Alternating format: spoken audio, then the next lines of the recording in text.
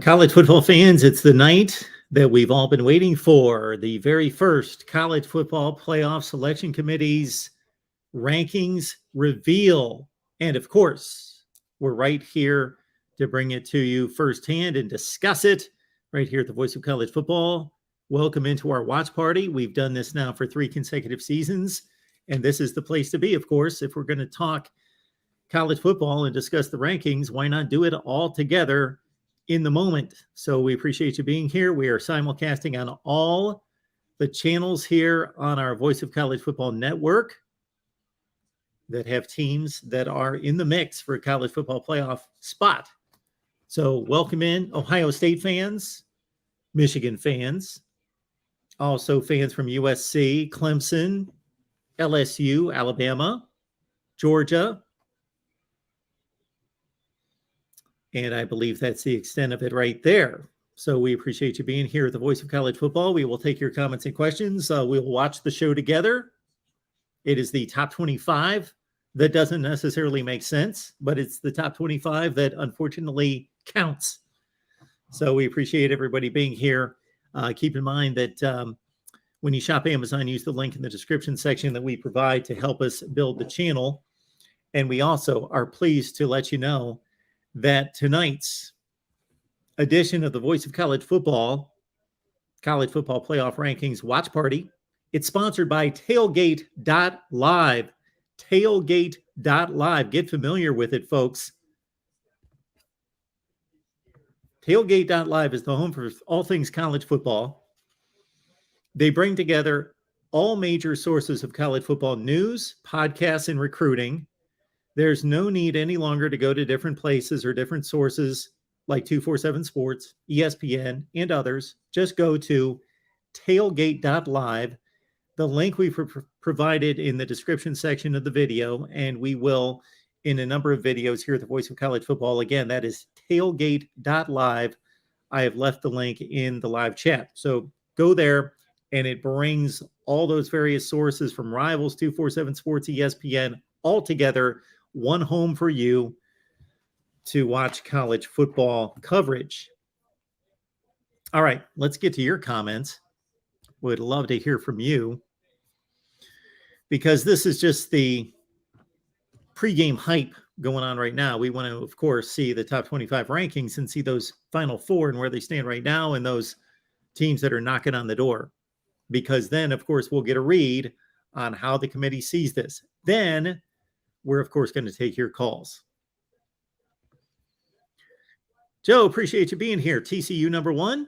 I don't think so, but hey, why not? They've got the resume for it. Don, thanks for being here. We got Mike Ford, our Michigan fan, 15 minutes until we're officially in for the week. Hummus Hero. So we hear from the Michigan side, now the Ohio State side. Hummus Hero, you think you guys will be 3 or 4, Mike? Ha, ha, ha, I guess. That may have been a bit of a jab. Hummus Hero, I doubt they put Clemson in the top 5. Okay. Exploring with Ben, TCU and Clemson and Bama will probably be the most interesting order of teams. I don't think there's any doubt that Bama is going to be the top-ranked one-loss team. Hummus Hero predicts Tennessee 1, Georgia 2, Ohio State 3, Michigan 4, Clemson, Alabama, TCU, Oregon, USC, and UCLA at 10. I would personally be surprised if UCLA is quite that high. I think LSU is going to be placed in front of UCLA for sure. They certainly have a better resume, more impressive performances, and bigger wins than UCLA. The rest of that, I did not produce a video. I did not try to make any kind of predictions on what the playoff rankings would be this week. Maybe I should have, but I did not.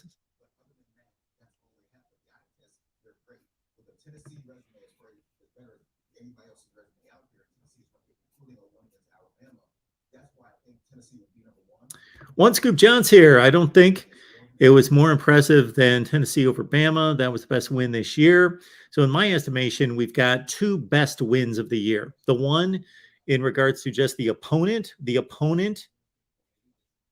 And who beat the best opponent? That would be Tennessee 52, Alabama 49. That is the most impressive and most important win from the standpoint of just merely the opponent. But if you put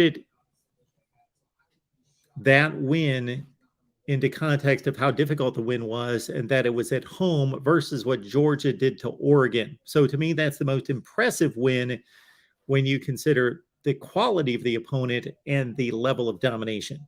So whether you want to go, the best team that was beaten this year was Alabama. The best team that was dominated this year in impressive fashion, well, that would be Georgia over Oregon. Here we go. We got Central Florida with a big win this past weekend against Cincinnati at number 25. Texas at 24. They've lost 3 games. Oregon State, Connor, there you go, at number 23. NC State at 22. Wake at 21, coming off that horrendous loss. You got to think that Wake Forest probably dropped at least 10 spots based on that terrible 4-score loss against Louisville. And NC State, of course, pretty much not playing for anything, as well as Wake, now that Clemson has won that division. Syracuse at 20. Tulane at 19. They are the group of 5 wild card and the interesting factor in all of this because they defeated Kansas State. Oklahoma State coming off that deplorable performance against Kansas State. You wonder where OK State was or would have been last week. North Carolina at 17. Really haven't beaten anyone that good, but continue to win. And Illinois at 16. If Illinois, this would be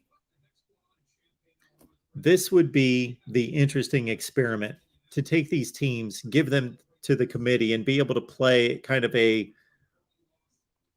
other universe in another universe, parallel universe situation. Because I guarantee if Alabama or Ohio State had Illinois' resume, that they wouldn't be 16th in the country. We've got Penn State at 15, Utah at 14, Kansas State at 13, and Kansas State's losses, my goodness, they lost to Tulane, a very curious score there, and then they lost when they had to go to the third-string quarterback, and I hope that's taken into consideration when they gave up an 18-point lead against TCU. We've got UCLA at number 12. Basically, they've played one game. They played Utah, and they played Oregon, but in regards to one win, that really matters. And Ole Miss at 11. They had a 25-point loss against LSU. Otherwise, they would factor in pretty heavily. But that's pretty low for an SEC team with only 1 loss against 8 wins. There we've got LSU at 10. I've got LSU at 8. And let's see. LSU playing much better. Of course, they lost their first game of the season against Florida State. And the other loss for LSU came against Tennessee a few weeks ago and was another stepping stone in showing how dominant Tennessee and how good they are. At number 9, let's go, boys. LSU at 10.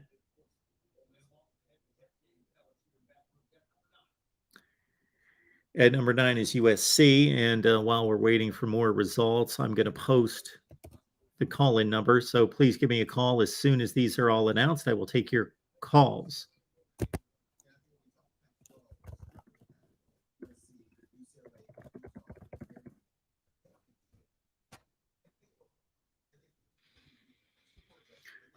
Can you imagine if Oregon makes the playoffs after that first game performance against Georgia? And there they are at number 8. So they're in prime position. And we're going to see all these lists this week that are going to show us what team came from the lowest position in the first week to make the college football playoff. I believe it's still Ohio State. It may be Cincinnati now. Michigan probably as well is in that running. We're going to see all those lists of this is the last time this happened. This is the one time where a team went this far to reach it. These are all the top 4 teams in the first week of the selection. And where did those teams finish? We'll do all that stuff here at the Voice of College Football and can't wait to talk about all of that with you. TCU's too low at 7. That's a debacle. That's not right. If, again, somebody with a bigger brand name had that TCU resume, they would not be 7th. All right, we're down to the next 6. We're going to have to wait probably for some Allstate commercials. They should be sponsoring me for mentioning that, but we're going to have to wait for some Allstate commercials before we see the top 6 revealed. Appreciate we got 4 callers on the line. We will get to you as soon as we get to number 1. Yakov says Ohio State should be rewarded, although not number 1, for playing a serious out-of-conference opponent. If not, then just schedule 3 MAC-level teams from now on.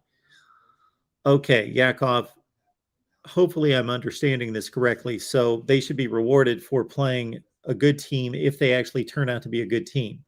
I understand the intent there by Ohio State to play a top 5 to 10 team in the country, but they're not a top 5 to 10 team in the country. So you don't reward somebody for their intent. If somebody scheduled Georgia next season, but Georgia turned out to be a 4-8 team, yeah, we can credit their intent. That's what they intended on doing, is playing one of the best teams in the country, but they didn't, in fact, play one of the best teams in the country. So Ohio State should not be rewarded for playing a marginal Notre Dame team, for there being an intent there to play a great team, because they didn't play a great team. Now, Notre Dame is looking better and better by the week, and have beaten pretty good teams in Syracuse and North Carolina by 3 scores each. All right, let's get to the number 6 team in Alabama at 7-1. So how many teams is Alabama over that are, of course, they're going to be the highest one-loss team. And they're above a number of one-loss teams and any undefeated teams. I guess not. Alabama's fine at 6. I don't remember where I have them. They could have lost to Texas. They could have lost to Texas A&M. Hopefully that's being evaluated. Hopefully that is being considered, because it's supposed to be about the performance of the teams and the resume, not just did they win, did you lose, did you win. About performance, and Alabama's got 2 narrow escapes. All right, let's get to 5. This is probably going to be Clemson 5, Michigan 4, Georgia 3, Ohio State 2, Tennessee 1 would be my guess. Yep, there's Michigan at 5. I thought Clemson might be at 5. But Clemson does have better wins than Michigan. Clemson should be ranked higher than Michigan. I've got Clemson at number 3 myself, not based on how good I think they are, but they've got better wins than Michigan. So this makes sense. I'm okay with this. Exploring with Ben, thank you so much, everybody. Smash the like button. Super chat coming in from DeAndre. Appreciate that, man. Thank you so much for that. Clemson is best team in college football. All right, we can talk about that in just a second.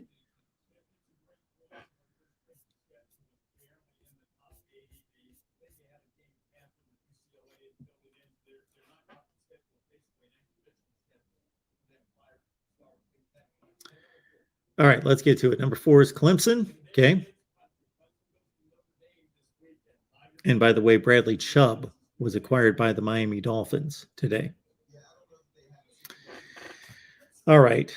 And so the final 3, I guess there could be an argument between any one of the 3, but Tennessee has the most impressive resume.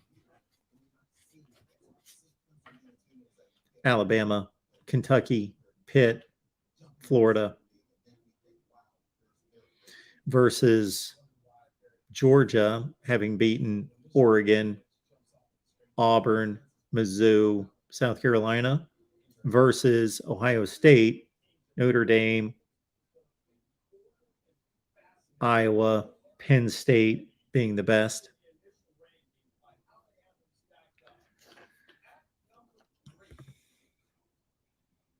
Michigan on Jason has Michigan would be Clemson by 21. There's Georgia at 3.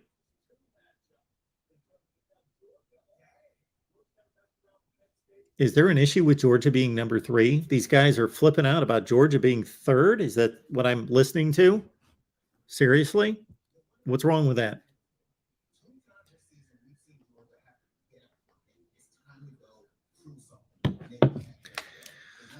Well, the good thing is we've got Georgia taking on a pretty damn good team this Saturday, right?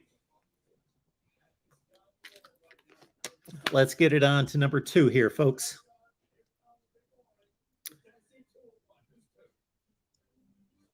And number 2, Ohio State. And there we go. Who would have thought?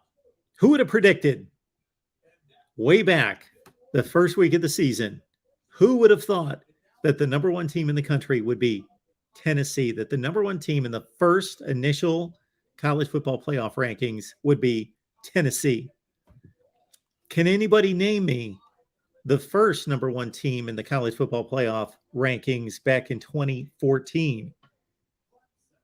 All right, there it is. We've got our top 25. Let's get our top 25 listed here as soon as it is made available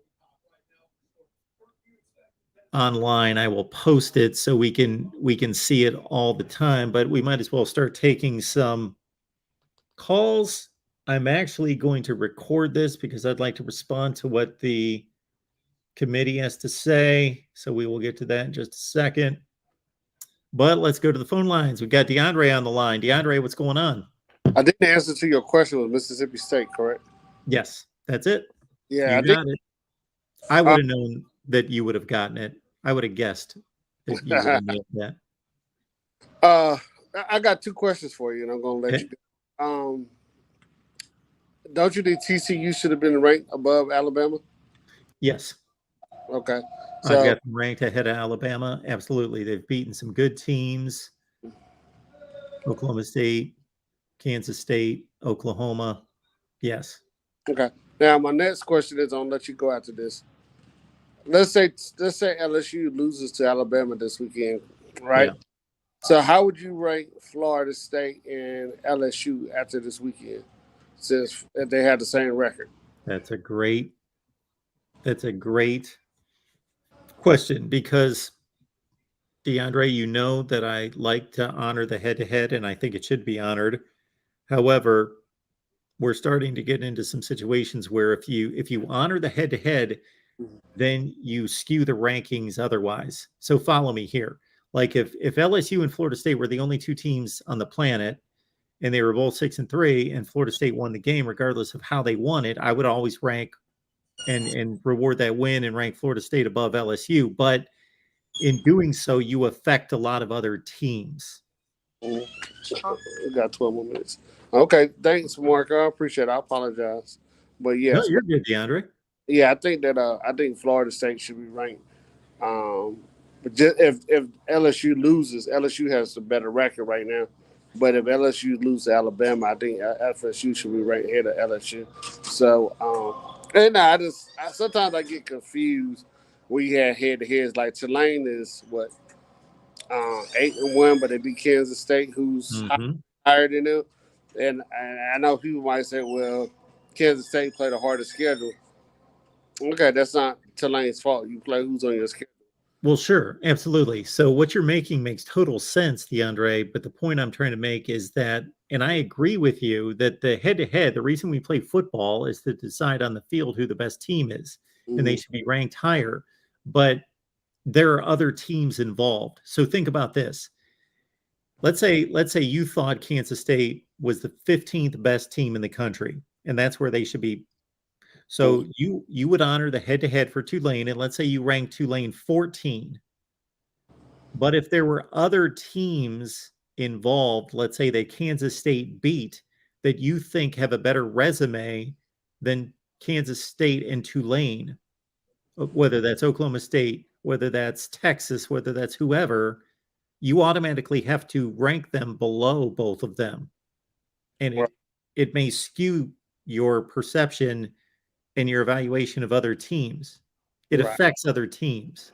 Yeah, I got you. But, I feel you on that one. But it's just like we go back to 1978 and 1977. Like, it's obviously that USC beat Alabama, but Alabama got the national championship. It's like, how does, sometimes this stuff doesn't make sense. Well, that's a direct comparison. So I do have an issue with that. Yeah. Yeah. I know you might disagree with me about the computers. I think the computers need to have something like a percentage to do with the votes and stuff. And I think the computers are unbiased compared to. Oh, they sure are. Yeah, I think that should have something to do with it. I don't have an issue with the computers. Somebody just has to explain to me what's going into the computers because the computers spit out what we put into them. Right. And like I agree with you. Like I think strength of schedule, stuff like that should be put in there. But I agree with you. But okay, Mark, you have a great night. I'll be listening to the show. Sounds good, DeAndre. Are you going to be on with us on Thursday night? Are you doing the Clemson show? I'm gonna try. They keep changing the time on me, I so got you. yeah, so I'm gonna try. Thanks, Trey. Appreciate it, man. All right.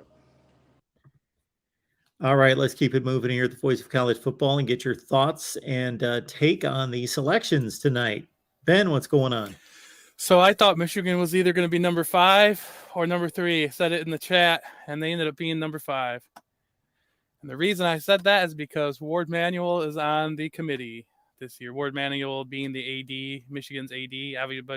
Everybody knows his name a little bit more now since the Michigan State thing. But yeah, so I was kind of wondering if that would play into it because he doesn't get the vote on that. But I was wondering if that plays into Ohio State being number 2.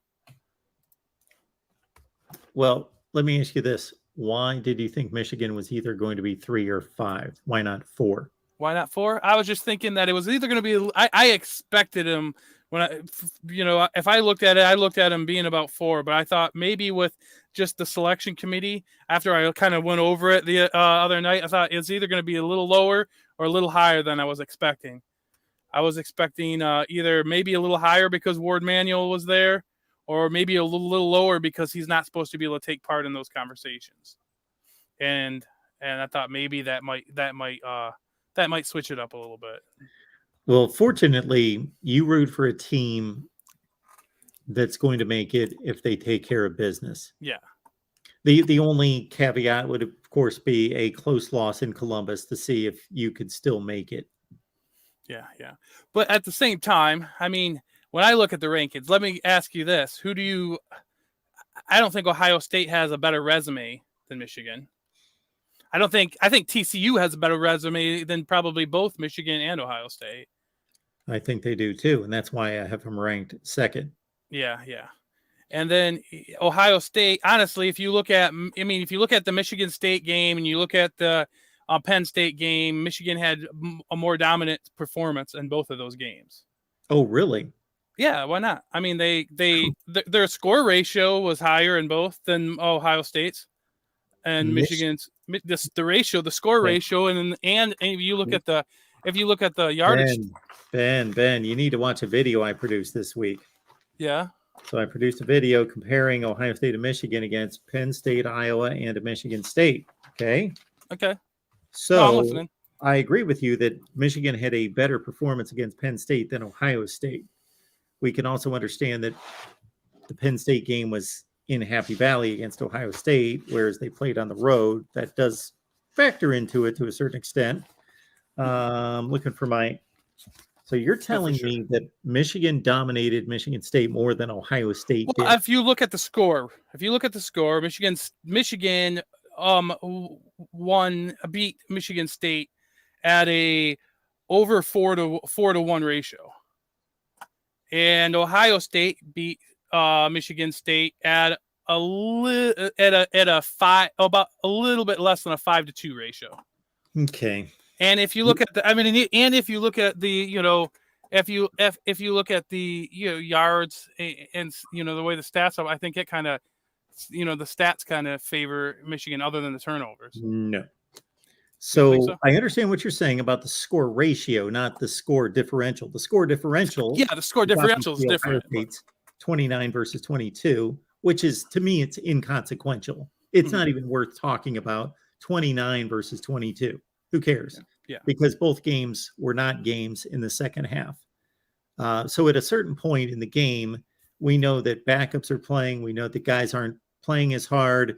Coaches are making certain decisions, and the scores late in the game don't even matter. I would say that Ohio State jumped on Michigan State much quicker than Michigan did and took over the game, and the game was over quicker when Ohio State played. And again, that game was on the road Yeah, versus at Michigan, as opposed to Ohio State also outgained Michigan State by 412 yards, and Michigan outgained Michigan State by 191. what was that? Well, let me look. Actually, I looked at that wrong. Maybe I looked at. I thought Michigan had a higher yardage ratio than Ohio State did. Playing Ohio, I thought Michigan had a higher. Then I was incorrect there because I thought Michigan had a higher yardage ratio than Michigan playing Michigan State than Ohio State did. And to be truthful, Ben, to put the numbers into context, I think that both of them had no issues with Michigan State, and I don't draw any conclusions from either game when you compare them. Yeah. I think that both of them dominated Michigan State. Yeah, and I thought they would. I thought they might be closer, but I mean that's a point. I mean, you could. I think the argument could be made for Michigan being above Ohio State. Oh, sure, it can be. And I think sure, I can make the argument for both sides. Yeah. The argument for Michigan is that they played Penn State better. Yeah, they beat the Penn State is the best team on both of their schedules, and Michigan beat them more soundly. And Michigan also played a game against Maryland that Ohio State has yet to play, and Maryland might be the second best team on Michigan's schedule and maybe the second best team on Ohio State's schedule, as it turns out. So do you think the Illinois game is going to change if Michigan goes and beats Illinois? Do you think that's going to change the rankings very dramatically, or do you think it's just all going to be up to that Ohio State-Michigan game? Well, I would hope so. I would hope that would add to Michigan's resume. If Illinois beats everybody else and they're a 10-2 football team and go to the Big Ten championship game, and Michigan, let's say, beats them in a good game, doesn't slaughter them, but beats them 34-20, that should be to Michigan's credit. Absolutely, that should build the resume. But Ohio State trumps all that if they win the head-to-head. Yeah. No, I know. Well, and like what you said earlier, and I'm gonna let somebody else get on. And just like what you said earlier, though, fortunately for Michigan, they're in a position where if they win out, they're in control of their own destiny. They're gonna be in the top 4. And that's all we got to do. I feel bad for TCU fans because they've done everything they've had to do. I mean, everything they should have done, and I could see TCU being left out still. If all the other teams, I don't even know. Do you think they would leave TCU out over a one-loss Michigan or Ohio? Well, just say Ohio State if it was a close game. This committee is going to believe that Ohio State, Michigan, whomever loses that game is better than TCU and should be in there. I don't know if they're going to go ahead and make that happen. So we got to understand there's 13 people in this committee and they all have different perspectives. So that's what the fascinating aspect of this would be to be in the room and to hear. You've got everything from metrics nerds who just say the numbers say these are the best teams, to all the way on the other end of the spectrum, former coaches saying, I watch these teams and I don't care what the metrics say. This is a better team. They're more talented. They're better coached than that team. And then you've got everybody in between that measures both. I think the worst thing for TCU in this scenario is Ohio State losing by a little bit to Michigan. I think that might. Yes. I think that's going to be the worst thing for TCU's chances to get in. Well, I would flip it the other way. I agree with you. And I think we're nitpicking here that it could be worse the other way because Michigan should be given a little bit more credit than Ohio State for a close loss because they're playing on the road. That's true. And they'll have Illinois on their schedule, but we'll see what Maryland. Absolutely. We'll see what Maryland is going to be when Ohio State gets to play them too. Yeah, I think Maryland has a chance of not losing a game. They still have to play Penn State, but they could beat Penn State. And if they do, it'll be interesting to see how that affects it. Well, yeah, once that starts to happen, those are the two quality teams inside the Big Ten that they both play. Then does it really matter? I would say that Ohio State and Michigan fans should be rooting for Penn State to win that game because they're going to have a higher ceiling. Yeah. Instead of Maryland winning that game, and let's say they both finish 9-3 versus Penn State finishing at 10-2. Yeah. Not No, that I it should agree. matter, because then Maryland's going to be 8-4, let's say, but it just looks better. People are going to look at those very best wins. Yeah, they're going to look, and when they look at Penn State too, they look at, I mean, there's still bias with Penn State because they're, still a powerhouse team more than Maryland would be. So they're going to get a little bit more credit even. Yep. But okay, Mark, I'll let somebody else get on here. You have a good one, man. Appreciate it. All right, let's keep it working here at the Voice of College Football. We appreciate everybody being here. Shop Amazon. Use the link in the description section below. And also keep in mind that tonight's edition of the Voice of College Football is sponsored by Tailgate.live. Tailgate.live is the home for all things college football. They bring together all major sources of college football news, podcasts, and recruiting. No need to go to different sites all over the place. You bring them all together, 247 Sports, ESPN, Rivals, and others at tailgate.live. The link is down in the description section of the video, and I've also dropped it in the live chat and will again. All right, let's get back to the calls here. We've got the real MVP on the line. Hey, what's up? Hello, Mark. How are you doing this Tuesday playoff anniversary ranking evening? Well, I got to say I enjoy this. I think it's just fun to see what the committee believes and how they have set the tone now for the rest of the season and the rest of their, of course, they're going to be able to manipulate it however they want and say whatever they want to back up and CYA, but it is the tone setter. This sets the tone and sets the blueprint and is tremendous to talk about. And some people will say, hey, it doesn't matter.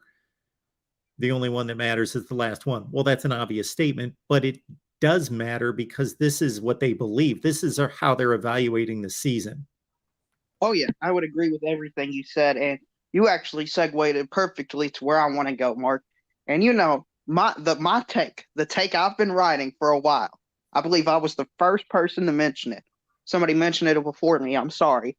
But the 3-team SEC playoff, Mark, is looking a whole lot better today. Shout out to TCU for being the 7th ranked team in the country behind 3 SEC teams.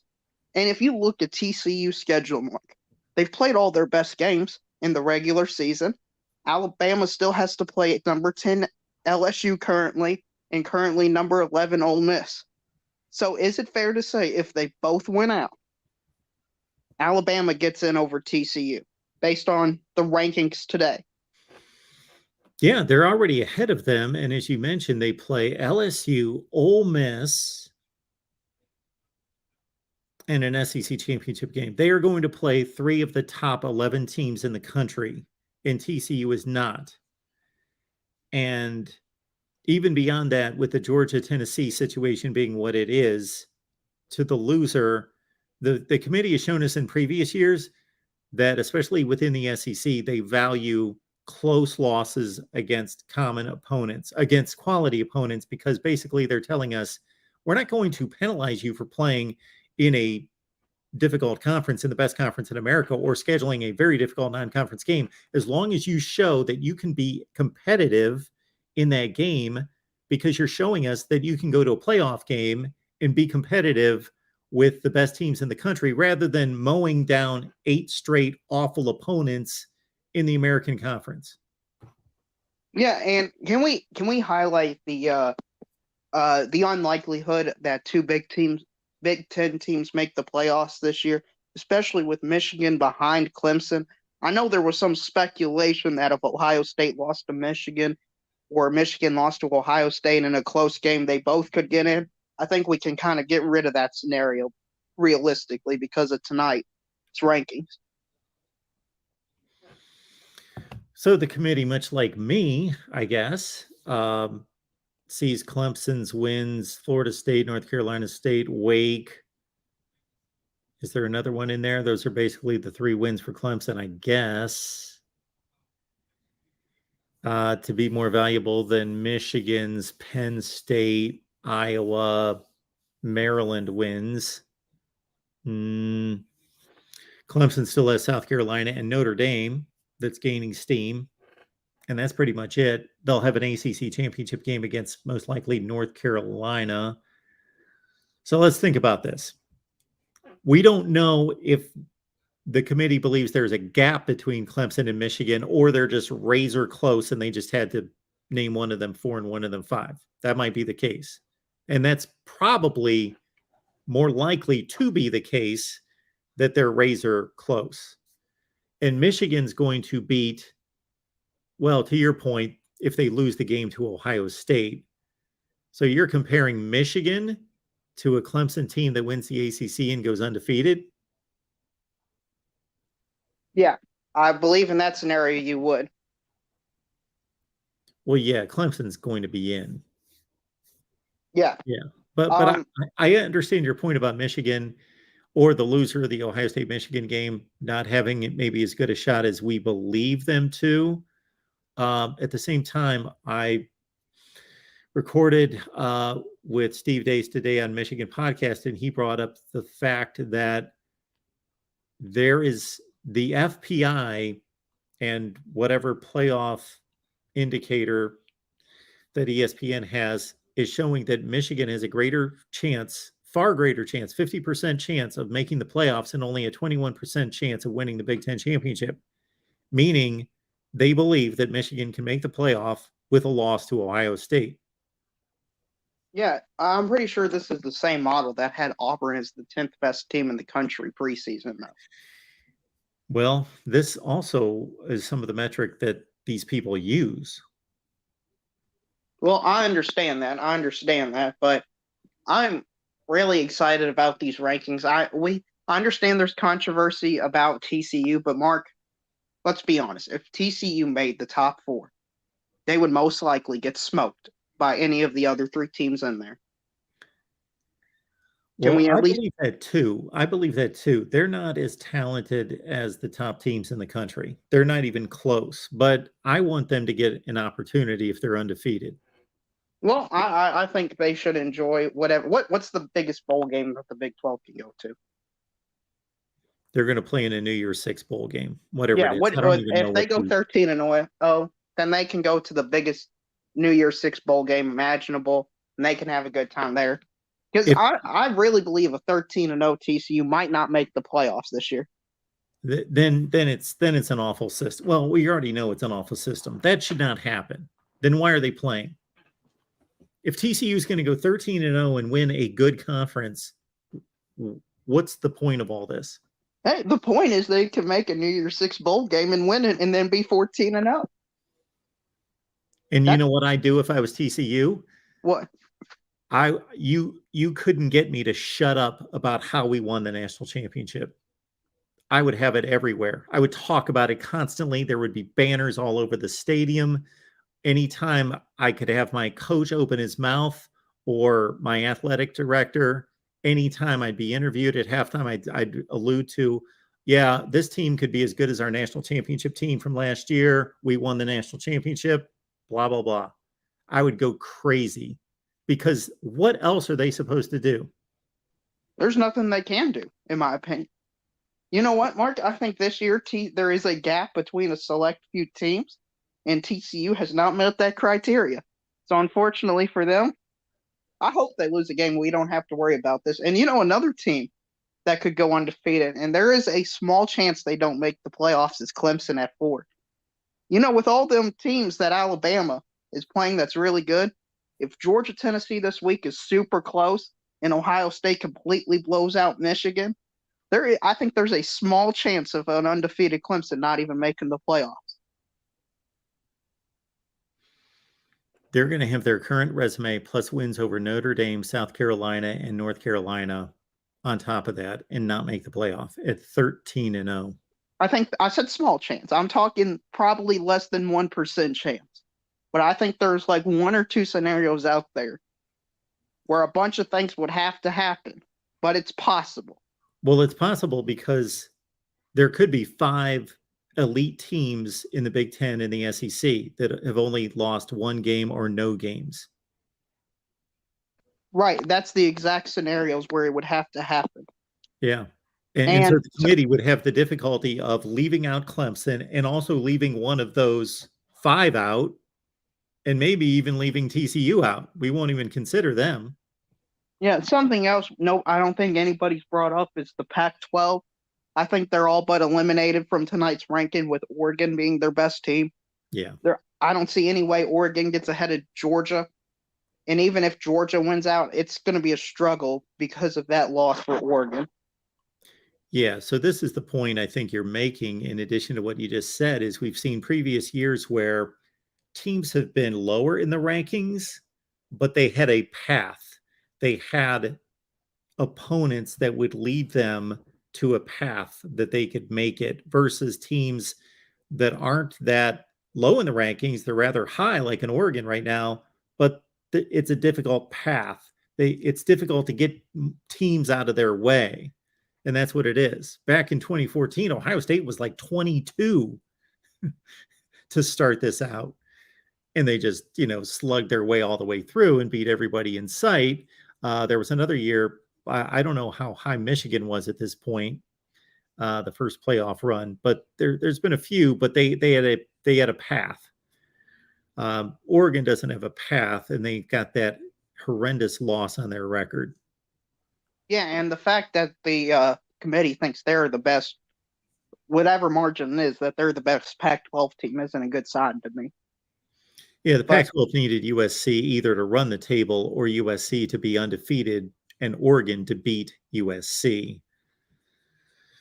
Although USC's got the best loss in the conference, and it's a pretty understandable, pretty respectable road loss by 1 point. Yeah, and the fact they're surprised behind Oregon surprises me a little bit. But Mark, the furthest team I think that has still a somewhat legitimate, that controls its own destiny, I would say, is the Ole Miss Rebels. Yes, absolutely.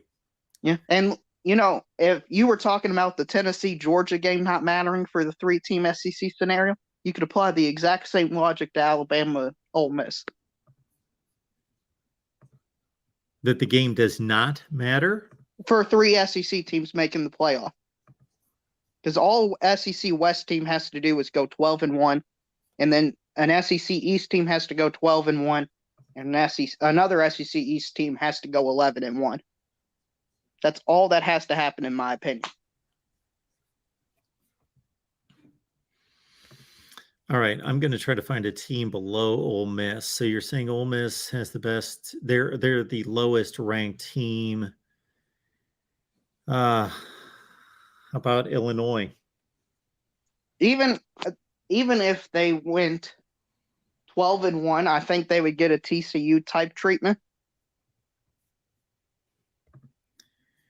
If Illinois beat Michigan, whom they play in a few weeks, and Ohio State.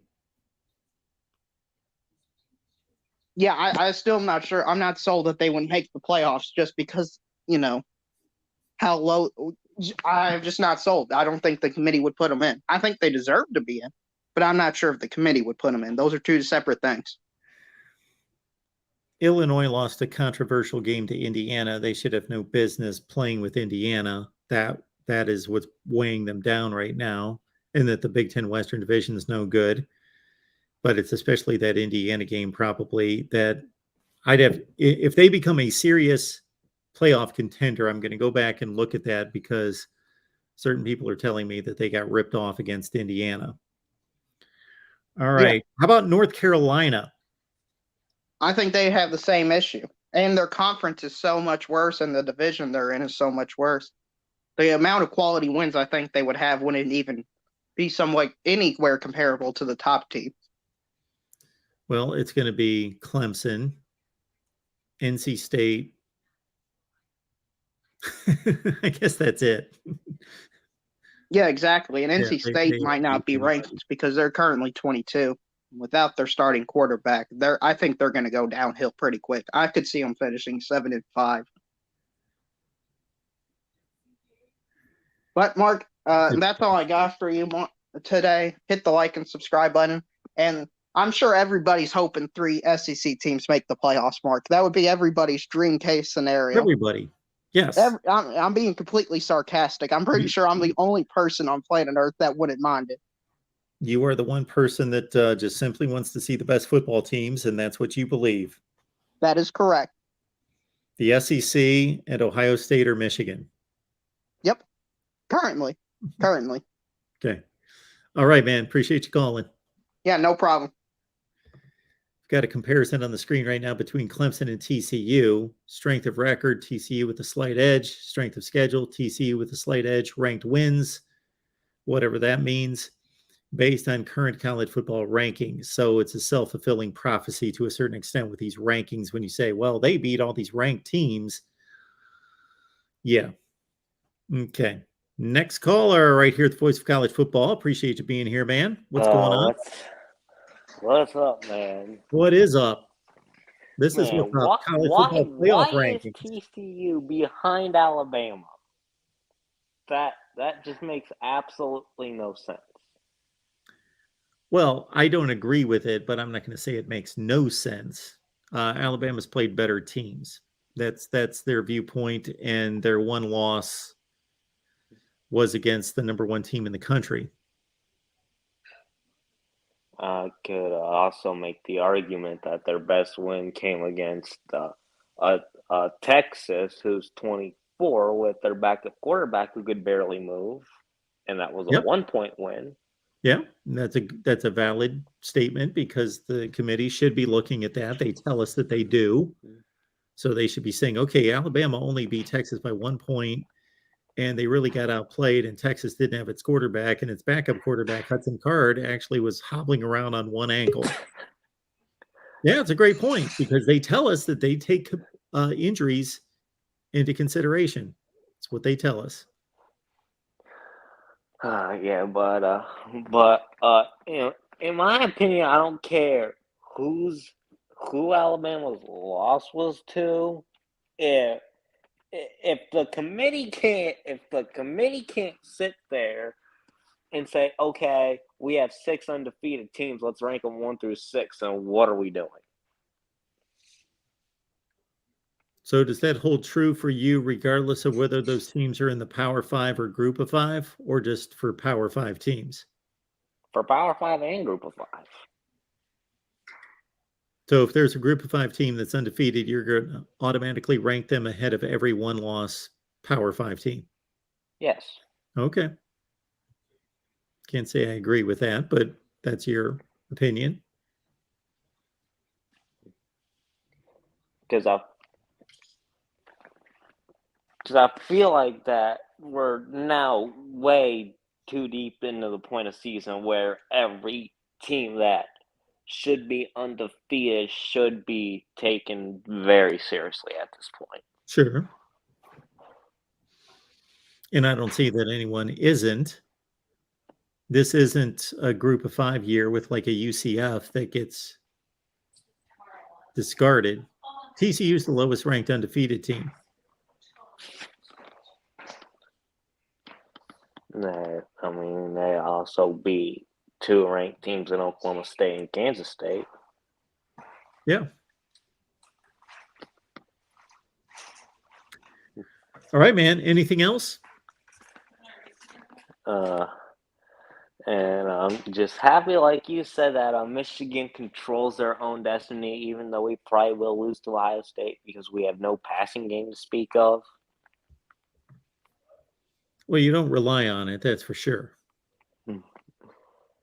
I mean, we don't rely on it, but we need a passing game that's complementary to. Yeah, you've got it. You've got a passing game. Michigan's running game. You've got all the components to have an excellent passing attack. You just don't need to throw it 45 times.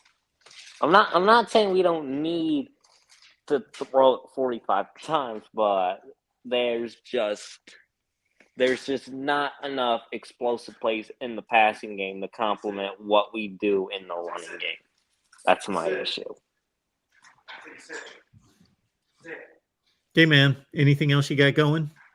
No. Have a good night, brother. Thanks for calling. All right. The college football playoff rankings are released for week 1. Time to chop them up as we have for the last few minutes here at the Voice of College Football. Appreciate all your calls. Let's take one from our guy Michael. Michael, how you doing tonight? I'm good, Mark, and yourself? I am doing well. What's up? Not much. Hey, I really think Durrell needs to be drug tested because I don't see how are they going to possibly. How do you think 3 SEC teams are going to make the playoffs this year? Well, there's a few different ways it could happen, but I think the most obvious one would be that Georgia beats Tennessee this Saturday. Yeah. And Alabama runs the table, and they play Georgia in the SEC championship game, and they beat Georgia. And your final result is that Bama's the SEC champion at 12-1. Georgia's the SEC championship game loser, let's say in a classic game, and they're 12-1. And Tennessee's sitting there at 11-1, and their only loss was to Georgia, who is one of the top 2 or 3 teams in the country. Yeah, but I remember somebody a few months ago saying I was crazy about a certain team where if they was in that situation themselves, they wouldn't get in and stuff like that because they didn't play in the championship game. Remember who I was referring to? No. Ohio State, Michigan. Wait a minute. But we already have precedent that teams don't have to make their conference championship game to make the playoff. I know that, but don't you think that should be an added factor, though? Oh, it is a factor. But just keep in mind that the committee can do whatever it wants, and then they will make they will build a rhetoric that will support their decision. So they can go in whatever direction that they believe that they should or that they want to, and then they can explain it. And that would not be difficult to explain. They're supposed to be selecting by their terms. They are supposed to be selecting the 4 best teams in the country to be in the playoff. Mm-hmm. They don't look at conference. That's what they say. But see, here's the thing, though. I asked you this a couple weeks ago, and I can't remember who I said like that. But I asked you about a certain team. I can't remember what you said. The chances of them running the table is you said slim to none. Now, are you saying that Bama is the exception to the rule? An exception to what rule? Running the table, not losing the rest of the season. I didn't say that was whoa. No, you brought up a particular team. I believe it was TCU. It asked me the probability that they would run the table. And I said it was extremely small. And I still believe it's extremely small. They've got 4 games to play, plus a Big 12 championship game. They've got 5 difficult games in front of them. But we're not talking about Alabama. We're talking about TCU. No, we want to run the table is much higher than TCU's. No, actually, it was. I was asking before the Wisconsin game, and it was Purdue. Yeah. If they can run if they get past Wisconsin, which we know they didn't, it's a moot point if they would have been able to run the table and going into the Big Ten championship game. Yeah. And you said that was slim chance. But what gives Alabama a better chance of doing that, and then like TCU? Whoa. Michael, do you realize what you're asking me? Yes, I am. You asked me a couple of weeks ago if Purdue had a good chance of running the table to go to the Big Ten championship game, and I said no. I said they could, but I don't believe they will. They most likely are going to lose. Just the odds are stacked against them. And now you're asking me about Alabama. We're playing in 2 different stratospheres here. Purdue, Alabama. Yeah, but okay. Going into the last one of the best teams in the country that has a championship pedigree, the championship pedigree, and we've got Purdue that's a top 40 program. Okay, in your opinion right now, who has the easier schedule remaining, Purdue or Alabama? Well, I would first ask why we're comparing Purdue and Alabama. But anyway, who's got the easier schedule? Well, Alabama would have to play. I don't even need to go through it. Obviously, Alabama's got the more difficult schedule. Mm-hmm. But you said it's easier for – I know they got championship pedigree and stuff like that. But you're saying that they're a better team. Mm-hmm. I was just going, when I asked you that a couple weeks ago, I was just looking at it based on Purdue's schedule and how the team is doing this year. That's what I was asking you when I asked you about it. Purdue has an easier path to the Big Ten championship than Alabama does, but the probability of them pulling it off is much less because they're not as good. Well, it's a moot point now. They lost to Wisconsin, but I digress. Anyway, but I got to ask you this. I didn't hear you, Mark. Thus, my point. But if Alabama was to lose, who do you think you'd be more likely to, LSU or Ole Miss? I think LSU's better. I think they showed that when they played Ole Miss and beat them by 3 scores. They're playing in Death Valley. I think they're playing them both on the road, but Death Valley's a more hostile, intimidating environment. Now, back to the TCU situation and stuff like that. Real said there's change the Big 12 and ACC could not make it, which it could be a possibility if both Clemson and TCU ran the table. But if that was the case, how fast do you think the ACC and Big 12 would be blown up? Complaining about it. Do I think that how much they will complain about it? Yes. Well, I think they'll have the most legitimate complaint of any complaints that we've heard in the past, because other complaints have either come from group of 5 teams like UCF, or they've come from one-loss conference champions. This will be undefeated conference champions that are left out. I don't know what else they're supposed to do. That's all they can do is play in a major conference and be undefeated. So that is true. Now, the one team that surprised you where they started out that you think they wasn't going to be at in the top was the poll that came out. From what I thought the beginning of the season? No, from when they revealed it tonight. That you didn't think they was going to. Let me see. Be in there, but you didn't think they was going to be ranked where they was at. Yeah, I don't really see anything that I'm surprised with at all. Let me see. Yeah, I'm looking through the entire rankings, and I can't say that I really see anything that's surprising whatsoever. I think to rank Texas at 24 and UCF at 25 is kind of irresponsible. There's no comparison between those two teams in regards to schedule and level of competition, and I wouldn't put them next to each other like that.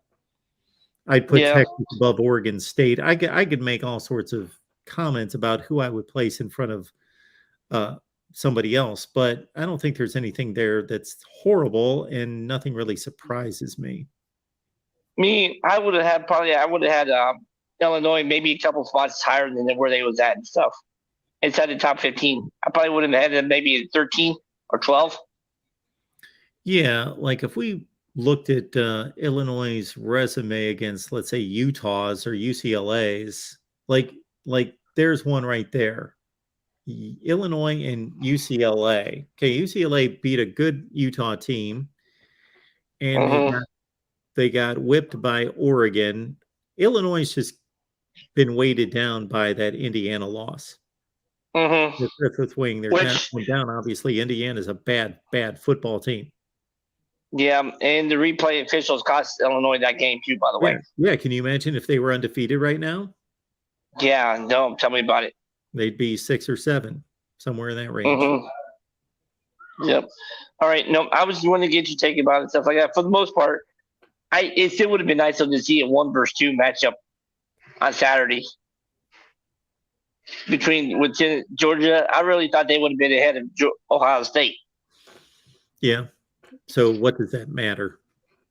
It doesn't matter. And a 1 versus 3. I think it just would have been more fun of a game, and it's more fun because the team's number 3 or number 2 and not number 3. Yeah, that's just my opinion, though. I mean, it is what it is. I mean, they're gonna, regardless, it's gonna flip flop next week anyway. Whoever wins will probably be number 1, and the winner of that game would be number 1. Yes. Yeah, but wonder how far. The committee is going to reveal itself a ton next week with the loser of Tennessee and Georgia and how far they drop. If they only drop a couple spots, then that's going to set everything up this is going to be the revealer for everything that we've been talking about with the SEC getting in more than one team. Is that whether it's Tennessee or it's Georgia losing that game, where the committee drops them, whether that's only a couple spots or that's 6 or 7 spots, whatever it is, that's going to reveal a ton because neither one of those, the loser of that game is not going to the SEC championship game. Therefore, one of them has that many more games against quality opponents. So, for example, Tennessee after Saturday's game, their best games against South Carolina. They don't play anybody. Georgia's best game after this weekend is going to be against Kentucky. Yeah. So they're not going to have many metrics to data points, quality data points to raise themselves. They can only hope that other teams in front of them lose.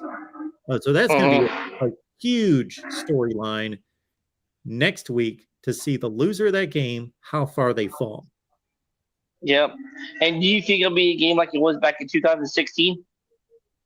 Back-to-back Hail Marys wins the game? Oh, the Jawan Jennings and then the yeah. Well, George's Riley Ridley versus Jawan Jennings. Yeah. Yeah. Or do you think it'll be more? Or do you think it'll be a lower scoring type of game? Oh, I think they're going to be points scored in this game. I think they're going to be in the mid-30s. Yep. That's what I was wondering, stuff like that. All right. One last thing before I let you go. Who is the sleeper team right now that could make the biggest leap between now and I think it's what, December 4th? Who can make the biggest leap? Yeah. Ole Miss. And I didn't catch where they was ranked at. They're 11th. Are they? Yeah. All right. They're playing Alabama in 2 weeks. They still have Alabama and Mississippi State and Texas A&M and Arkansas, I think, is their other game, and then they'd have an SEC championship game. They're number 11, but it doesn't even matter because if they lose a game, they've got 2 losses, they're done. If they win their games, it doesn't even matter where anybody else is ranked. They're going to be in the top 4. They're going to be the SEC champion. Just wondering. And do you think Illinois has a shot, or is they're too far? Well, if they win out, I should say. We better have a shot. If they don't have a shot, then we've got a bad system, which we already knew that. But if Illinois is going to finish 12-1, win the Big Ten championship, and beat Michigan and Ohio State, and not get to the playoff, then we've got a major issue. That is true. All right, sir. Like I said, smash the like button. It helps Mark and stuff like that. And subscribe to Patreon because that's even more fun. All right, sir. Michael. Thanks. We appreciate it. Thanks, man. Yep. All right. Georgia Reloads here. Appreciate you being here. Thank you so much for the super chat contribution. Every touchdown Georgia scores on Tennessee. I'll super chat. Hope it's a lot. Let's see here. We do know that Alabama scored 7 touchdowns against Tennessee. Maybe Georgia can do the same. Okay, Georgia Reload. Appreciate that. I'll be counting on that, and suddenly I'm a Georgia fan. Next up here, the voice of college football, we got Sean on the line. Hey, Sean. Hey, Mark. How's it going? I'm doing well. I'm enjoying this. What's going on? This is interesting. I say this as a Buckeye fan. I'm confused by their placement in this initial poll. Okay. I don't really understand. I mean, the schedule's not great. If you compare like the top win for Georgia and the top win for Ohio State, the quality of Penn State and Oregon are pretty close, but the manner in victory wasn't. Sure. I certainly wasn't expecting it. I can find like some ways to justify it, but do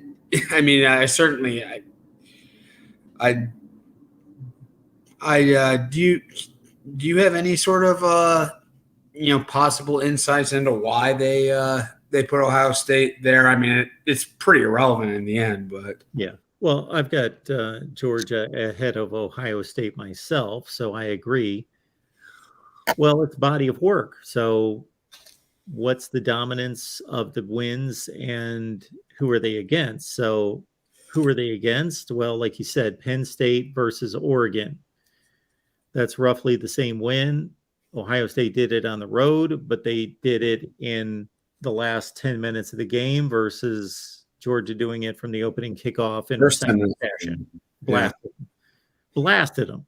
Mhm. But then after that, while Ohio State's schedule is not great, the Notre Dame game is starting to bounce back. The Notre Dame win is starting to bounce back as they beat Syracuse and North Carolina. They're 5-3. Shoot, if they would beat Clemson this week, but obviously that has yet to happen. And then after that, you've got to go to the Iowa game. I would be guessing that would be third for Ohio State in terms of a quality win. And for Georgia, it goes from Oregon to their second best win is probably South Carolina. South Carolina. And they blew them out. They're 5-3, just like Notre Dame, but they're not as quality of 5-3 as Notre Dame is. So both teams' schedules are pretty thin. I mean, they're not terrible. They're average schedules, I guess I would say. I mean, I wonder if that Georgia's performance against Missouri had anything to do with this. Well, sure. That's the next point, is that Ohio State's been more dominant start to finish than Georgia. Georgia's had an issue with Kent State and especially an issue with Missouri. Yeah. So all right, I was wondering here, LSU coming in at 10, also a bit of a surprise there. Oh, yeah. What'd you say? Higher. You thought higher? I've got them at 8. They've got the 8th best resume in the country. Okay. Where I've got them. I guess I need a little bit of an explanation on that, because I mean that loss against Florida State is I mean, it's not Florida State's an above average team, I guess I would say, or average-ish. Yeah. It's a bad loss. And the loss to Tennessee. What'd you say? I don't know that it's a bad loss. If you're talking about like putting them in the top 10, I think it's a pretty unsatisfying, and they've got no real wins of quality other than Ole Miss this weekend and Mississippi State, I guess. Yeah. Everything else is kind of is kind of meh, kind of murky. And they had a game against Tennessee which they weren't even remotely competitive in. And depending on your definition of competitive, they didn't get blown out like from the opening of the game. Like it was still a game at halftime. Like I was still watching the game because it was still within doubt. Like it wasn't 28-0 in the first quarter. So they got blown out by Tennessee. I'm not trying to explain away that they took it down to the final 2 minutes by any stretch, but they didn't get the separation didn't come until the third quarter. And it's a bad performance. They got blown out, but that loss continues to be more and more credible as much as a loss can be. Yeah, they weren't competitive, but they've beaten Florida, Ole Miss in resounding fashion. So Ole Miss is the 11th ranked team in the country, and LSU blew them out by 4 touchdowns, and they beat Mississippi State pretty convincingly. Mm-hmm. And they beat Florida. Yeah, I mean, this seems to me to be giving I'm saying that I can't. Why I'm surprised that they're ranked 10, but I can't make a real convincing case for any of the teams beneath them to be ranked ahead of them. I understand your point. But I mean, the list was fairly chalky tonight. All the rankings, those were really the two. and probably Alabama being ranked ahead of TCU. To me, TCU has a pretty darn good resume right now. They've played. What'd you say? Yeah, I'm with you. I mean, they've played. We've talked about this before. The Big 12 is a deep league this year. There's no easy week in that league. Iowa State's, I think, 0-5 right now in the Big 12, and they are not a bad football team. So this is. I think it seems a little disrespectful putting them where they are. Well, I guess Oklahoma State losing to Kansas State hurts as bad as. But why? They beat both of those teams. Why should that game even matter? Well, I get your point that either one of the teams has to win and one team has to lose, and you played them both. I get that. So you're going to get a win for one team and a loss for the other team, but it just seemed to kind of discredit Oklahoma State to a certain extent. So they beat two really good football teams in Kansas State and Oklahoma State.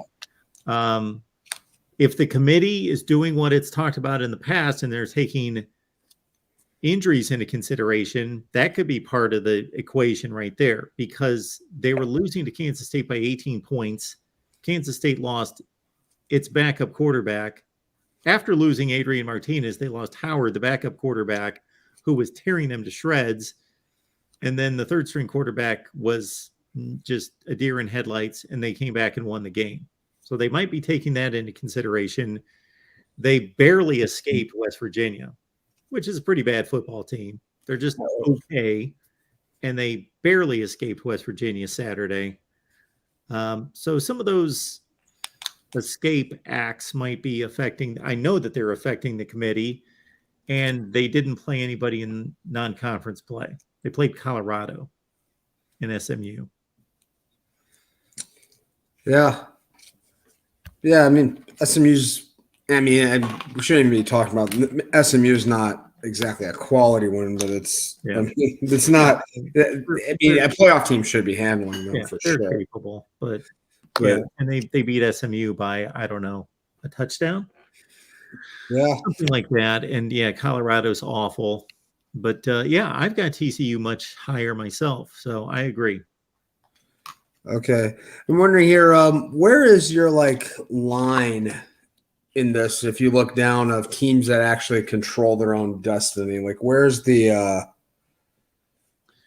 cutoff where? Well, that's kind of the funny thing, because this happens every year, is that there are teams that are ranked higher than other teams that actually have a more difficult path or less of a path because of their schedule, less of an opportunity that teams ranked lower. Case in point would be Oregon. Oregon could run the table and not make the playoffs. They're number 8. Yeah. Ole Miss is number 11. They completely control their destiny. Completely. There's not even a debate about it. Yeah, same with Illinois down there, right? Yeah, Illinois absolutely controls their own destiny. I hope they do, but I think some people would debate that.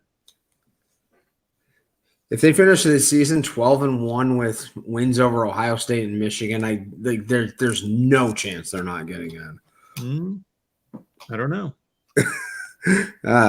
Well, they're sitting at 16 now, so they're not that highly regarded based on what they've done thus far. I get your point.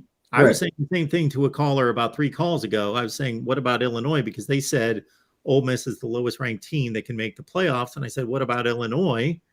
Because they'll beat Ohio State and Michigan, win the Big Ten championship, be 12-1. But we have seen Big Ten champions at 12-1 not make the playoff. Yeah, and interestingly, sorry to point that, Penn State above them has basically no chance at all of making the playoffs. Exactly. They're eliminated completely from contention right now. Yeah. But they're still ranked ahead. They're still ranked ahead of Illinois. Yeah. But at the current moment, so yeah, a lot.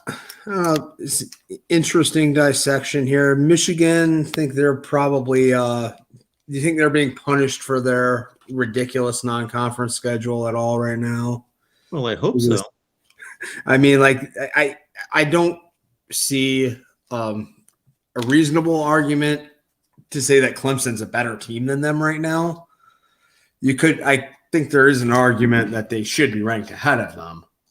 Well, that's my argument. I do believe that Clemson should be ranked ahead of Michigan. They've played better teams. Yes. But I think Michigan's better. But do you think like Ohio State really played? I mean, we talked about them a little bit, but I say this, like, Michigan gets ragged on because the teams they played were so bad. But if they played 3 teams in like the 40 to 70 range or something like that, teams that were considerably better than they did play, there's almost no chance they wouldn't have run through those teams either. Yeah. Yeah, I've made that point before as well, that when we look at strength of schedule, is the 70th best team in the country that much better than team number 120? Well, yeah, if you're the 50th best team in the country and you got to play number 70 versus playing 120, yeah, it's significant. It matters. There is a difference between those. Yeah. But if you're one of the best teams in the country, playing UMass versus playing UAB San Diego State, doesn't really matter. Right. You're going to beat one by 50, you're going to beat the other one by 35. Like, it shouldn't matter, but it does affect the strength of schedule considerably. But in reality, it shouldn't matter. So to your point, that strength of schedule really gets weighed down by those 3 complete cupcakes. But yeah, Michigan could have played teams that were 50 spots higher, and they would have whipped them too. Yeah, absolutely. Absolutely. So, all right. I think that's mostly all I have. I hope to call in later this weekend and talk about the great slate of games we have coming up this weekend, Mark. No doubt. Good to hear from you, Sean. Take care. You too. All right. King Vegeta, we can always count on him chiming in with a UCLA comment. And fortunately for him, UCLA has pulled through for him for the most part this season, despite the loss to Oregon. 12-1 Pac-12 champions. They got to get by, of course, USC and a Pac-12 championship game. But if UCLA can beat USC, that's probably the de facto entry in to the Pac-12 championship game. Next up here, the voice of college football, we got McD on the line. Mark, you hear me? I got you. How you doing, Mark? I'm doing well. Good to hear from you. So, obviously, I saw the poll. I went through it, and this college football committee does not know what they're doing, in my opinion. Can't wait to hear this. Let's start at the top of the poll. Yep. I'm okay with Tennessee at 1. I'm okay with that. 2 and 3 should be flipped. Outside of the Penn State win for Ohio State, which I expected that game to be about a 2-touchdown game, which it was. It was just a little more high scoring than what I thought it was going to be. Show me Ohio State's second best win compared to Georgia's second best win. So Georgia's second best win is probably who? South Carolina?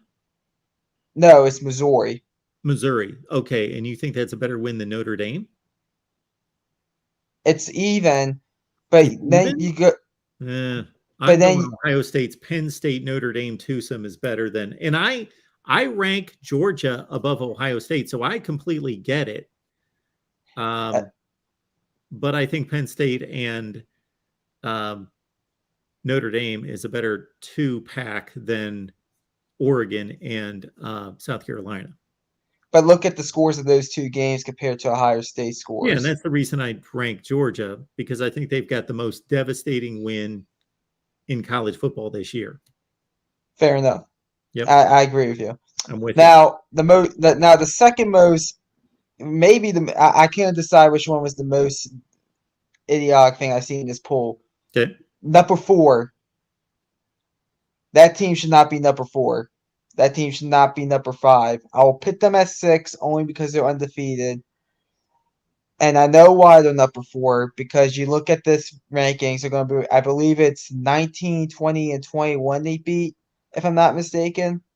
I could I could make an argument right now, and I will bet anybody that all 3 of those ranked teams that Clemson has beat would not be in the final college football playoff rankings. So who are those? Those teams have to be Wake Forest, NC State, and North Carolina. Who else? Syracuse. Syracuse, yeah. So Syracuse has had the easiest first half of a schedule you will ever see. I don't know about that. I get your point. It's not been difficult, but we've seen easier. They beat Purdue. They played Clemson down to the wire. They played North Carolina State and they beat them. Well, I would say North Carolina that State easy. would be, to me, North Carolina State out of all three of those teams are actually the best team. It's just that their season's kind of wrecked over Levy's injury. Yeah. So, and they said injuries matter. I know he didn't get injured against Clemson per se, but I don't see NC State being ranked at the end of the year. Wake Forest, I think, is going to lose a few games down the stretch. I mean, they went out, lost to a Scott Satterfield Louisville team. McD, I apologize for interrupting, but you're projecting what it's going to look like at the end of the year. This committee is charged to determine these wins and losses right now. And they're Right. looking at Clemson's wins right now. Right. Yeah. But I also think Clemson is overrated. And I think that's going to show this Saturday when they lose to Notre Dame. Well, that remains to be seen. If that happens, then obviously they're going to plummet. But as it stands right now, they've beaten Florida State, North Carolina State, Wake. Is there anybody else that I'm missing? Basically, those are the three big wins. And Syracuse.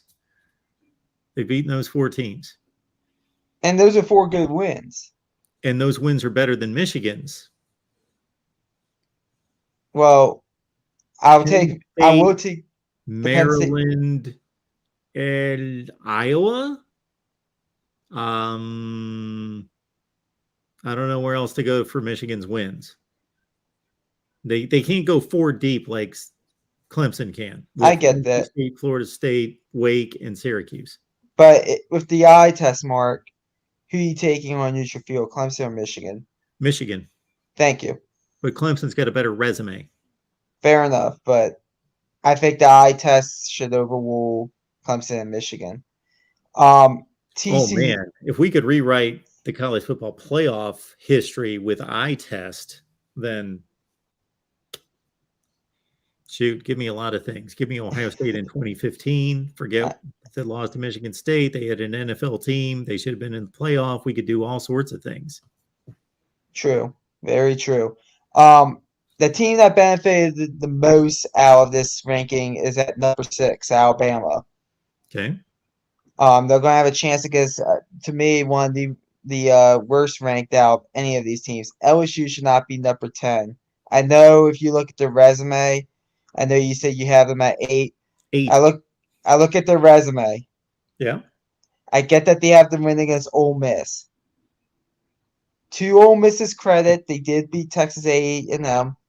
To their credit, I thought Ole Miss would be undefeated going into that game in the preseason, and that would have been their first loss, I think.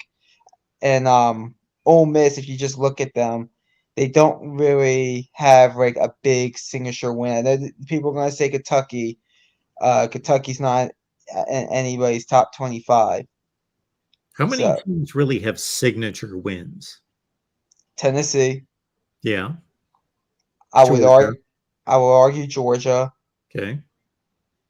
I think TCU has signature wins. So this is my point. There aren't many teams that have signature wins. If you consider like beating an elite top 10 team, there's a reason, because as soon as if there were a bunch of signature wins against top 10 teams, then those teams wouldn't be ranked in the top 10.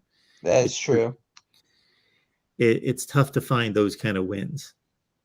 It is true. And I know it's the first ranking. A lot of this is going to play itself out, but I think if you look at the eye test, I really would. I think you pick Clemson 6 only because they're undefeated, even though I think there's teams on. This is just my personal opinion. I think there's teams at 8 in Oregon. I could see USC, UCLA. I think there's a lot of teams under Clemson that could beat them. I really do. So if you were strictly going by the eye test, you would rank Clemson like 11 or 12. I think they are the 11th best or 12th best team in the country, but you have to respect the undefeated record. So it's kind of like, in my opinion, you gotta kind of just put them at 5 or 6. You would take UCLA over Clemson. I would strongly consider picking UCLA on neutral field over Clemson. I really don't buy into Clemson one bit. I think they have a front seven, but they have quarterback issues. That secondary is weak, in my opinion. So I really don't think Clemson's a top 4 team in the country. I really have a problem with that. I get the resume part, but I think the eye test is overwhelmingly has to overrule the resume when it comes to Clemson. And Mark, one more thing about this ranking. There is a 6-2 team in the Big Ten that is going to be making a bowl game. It already has 6 wins going into November since the first time since 2001 that is not in this ranking. But there's a 3-loss team in the Big 12 because they had a good performance against an Alabama team that's probably a little bit overrated. And that team is the Maryland Terps. Mark, let me ask you something. I know LSU has that signature win against, maybe not a signature win, but I know they have that win against Ole Miss. But you look at LSU's 2 losses. The first loss, Tennessee, 40-13, a top 5 team. What did Maryland do on the road against a top 5 team? Mark, what did they do? They lost by a touchdown. Yes, they did. Their second loss, Purdue. Who are you taking, Florida State or Purdue? It's a toss-up. Exactly. I could argue Maryland has better resumes than some of these teams. Well, I shouldn't say a bunch of these teams.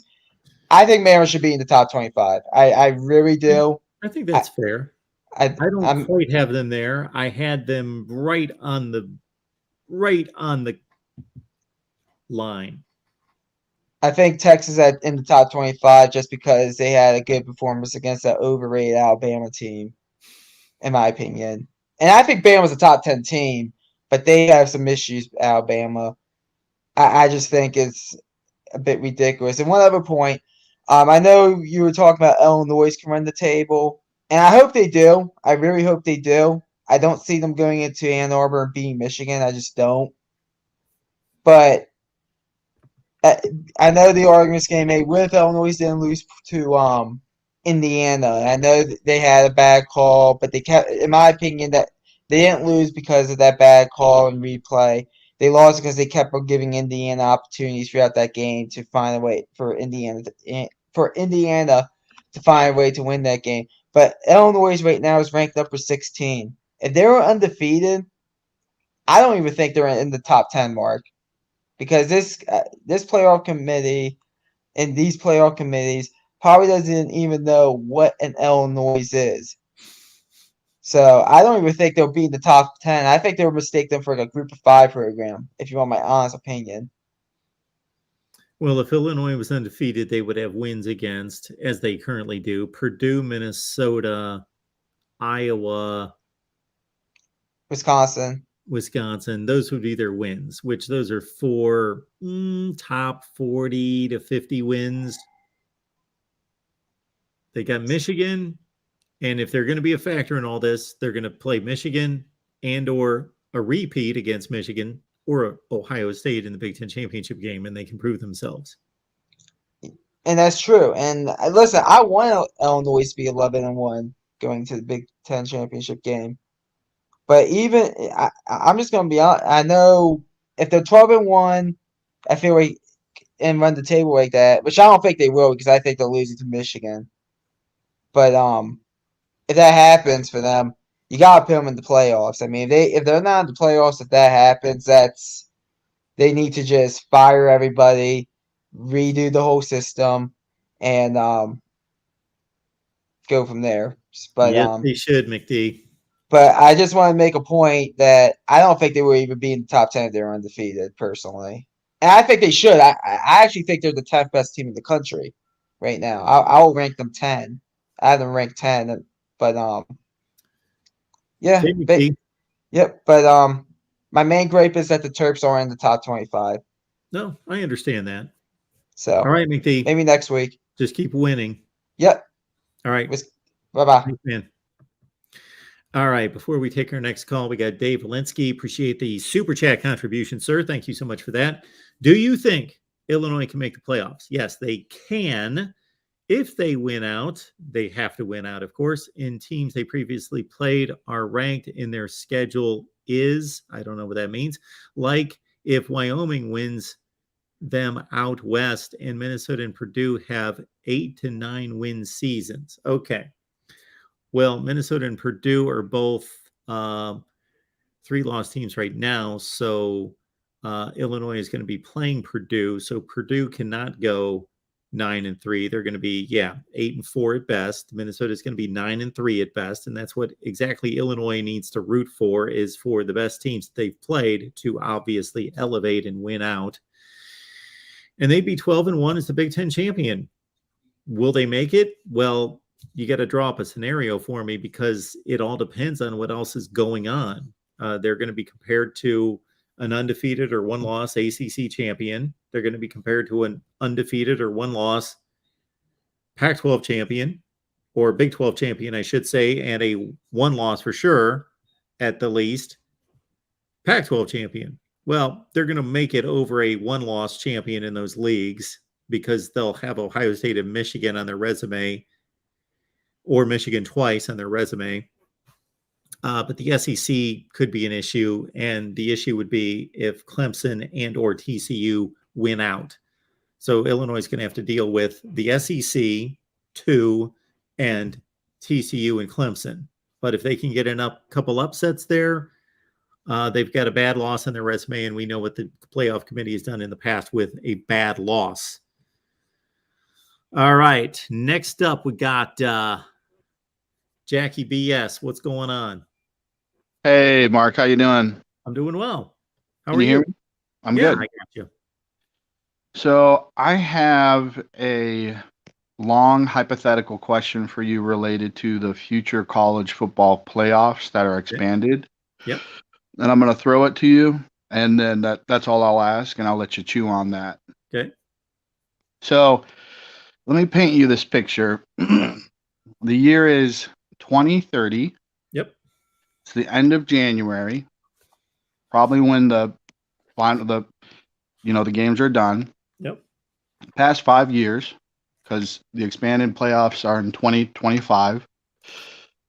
Every other year, it's been the same 6 teams that play each other, that already played each other in the conference finals. You know what I'm saying? Yeah. So if we have that scenario, and I think we all know those teams, I would argue they're probably quite frankly, the top 6 seeds right now. If you look at those 6 teams, and it's deja vu, even in the expanded college football playoffs, if you were somehow the president of the committee that was in charge of seeds and matchups, how would you go about fixing that problem? How would you prioritize appeasing the fans who have the money that go to the games, or would you appease the schools that have the players, that have the talent? How do you fix that problem? So let me just make sure we're dealing with the same situation. We are not changing conferences. You are saying that the conference realignment that we've already seen is taking place and nothing else. So we're not down to 3 conferences. We have all 5 conferences, correct? Yeah. Okay.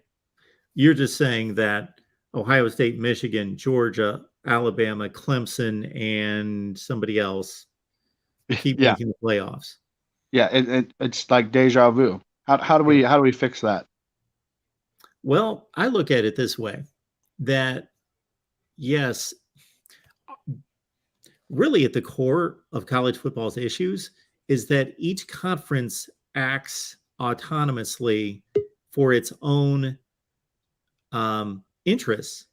You know, Kevin Warren, the Big Ten commissioner, Greg Sankey, the SEC commissioner, they're not acting on behalf of college football and what's best for college football. They are paid by the SEC and the Big Ten. So why wouldn't they go out and grab Oklahoma and Texas and USC and UCLA? And Kevin Warren continues to talk about building up to 24 teams in the Big Ten because he is employed by the Big Ten and he's the commissioner. And it's his job to do his very best for the Big Ten, not for college football. So our issue in this sport, and it struck me the most during COVID, was that our biggest issue is that everybody works for themselves, and that's fine. That's what they should be doing, but we don't have an overriding governing board or commissioner to do what's best. That's like the NFL. The NFL works together to do what's best for the entire league. They don't have a division making decisions for itself and another division making decisions for itself, and the NFC warring against the AFC. They all work together to do what's best for the entire sport because they know that they're going to make money and be the most successful working together. But that doesn't happen in college football. So do you think that the biggest issue? Do you think that should happen in college football? Yeah, if these commissioners and these leagues could get past their egos, and I don't say that in a negative way. Again, they're working on behalf of themselves, but if they could actually sit in a room and say, you know what, this sport eventually, like the New York Yankees, even though they may kick and scream about revenue sharing, they know that if they don't share money with the Kansas City Royals and the Pittsburgh Pirates, that the sport can't be healthy. They need to play reputable competitive competition. That these commissioners would get in the same room and say, you know, how does this sport look best? Or I don't think this is going to happen because, again, they're still going to work on their own interests. But if there was a governing body that would take over and they would divide the landscape of college football and get back to regionalization based on geography, based on rivalries, based on tradition, and we would get back to understanding the map of college football and equal representation and equal distribution as much as possible. It's not going to be perfect because the SEC is going to be better because there are more players in that part of the country. So it's not going to be perfect. But, you know, about 5 years ago, I threw out a video and say these are the 72 programs that should be involved in the Power Six. And here are 6 12-team conferences. And I built a Big East conference and divided it in such a way where it was more representative of college football tradition and geography, and it was more balanced for the good of the sport nationally. That makes sense. So in light of that, with all of the, I guess you'd call it the conference carousel, what are your thoughts on all of these, you know, blue blood universities, schools just kind of abandoning tradition and moving where the money is?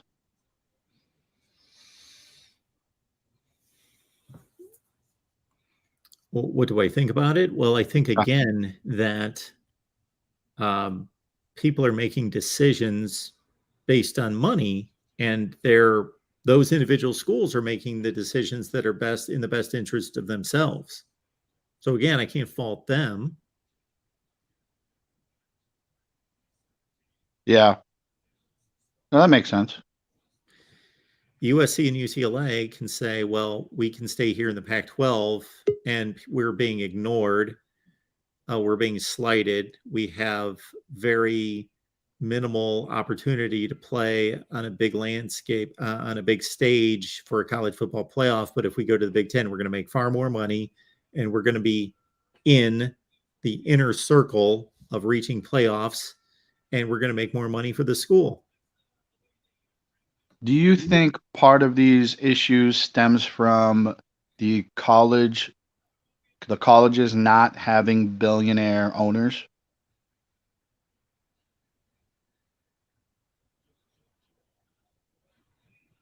Because in the NFL, the billionaire owners, I mean, they all meet and they talk and they have, like you said, they work towards a goal. Yeah. But like you were saying, it feels like all these schools and these universities kind of, they just do whatever they want to do. And yet, like you said, that's fine. Well, the extension of what is it the issue? So the very core issue, like I say, is that we don't have a governing body and a commissioner to run the sport to do what's best for the sport nationally and for everybody's best interest. That's number one. Number two is that it's not the NFL where we draft players and we send them to different teams, and it's up to the scouting ability of those teams to determine, who the best players are. So there's a completely even ground and base to evaluate players, and the Buffalo Bills can compete in a small market in the Green Bay Packers versus the New York Giants and the Los Angeles Rams because their access to players is exactly the same. But the access for SEC teams is higher because they have a larger pool of quality players that some of them leave that footprint, but most of them don't. So that's a problem. The SEC doesn't think it's a problem, and the people that root for those teams don't think it's a problem, but it's a problem. And that's not going to be easily solved because you can force an NFL player drafted to go where they don't want to go because that's where they got drafted, but you can't force an 18-year-old to go to school where they don't want to go to school. Yeah. Yep. That makes sense. Yeah. All the puzzle pieces are starting to fit together. I see that. I see where you're coming from. And sometimes when I unveil my college football playoff system, some people don't like it because they say, well, we're just going to see more of the same teams and programs dominating. And I understand that, but it's not up to, I think we should be building the best playoff format that's the most equitable, the most inclusive, and the most fair. And it shouldn't be the creator and originator of the playoff format. It shouldn't be their responsibility to create parity out there. I see what you're saying. So you're saying even if there is deja vu from whatever conference finals, if that's how the cookie crumbles, that's just kind of how it is. Yeah, and it's a recurring issue because the teams that have the most players and have the most money because of resources, well, then they win the most and then they make the most money, and it's just a vicious cycle.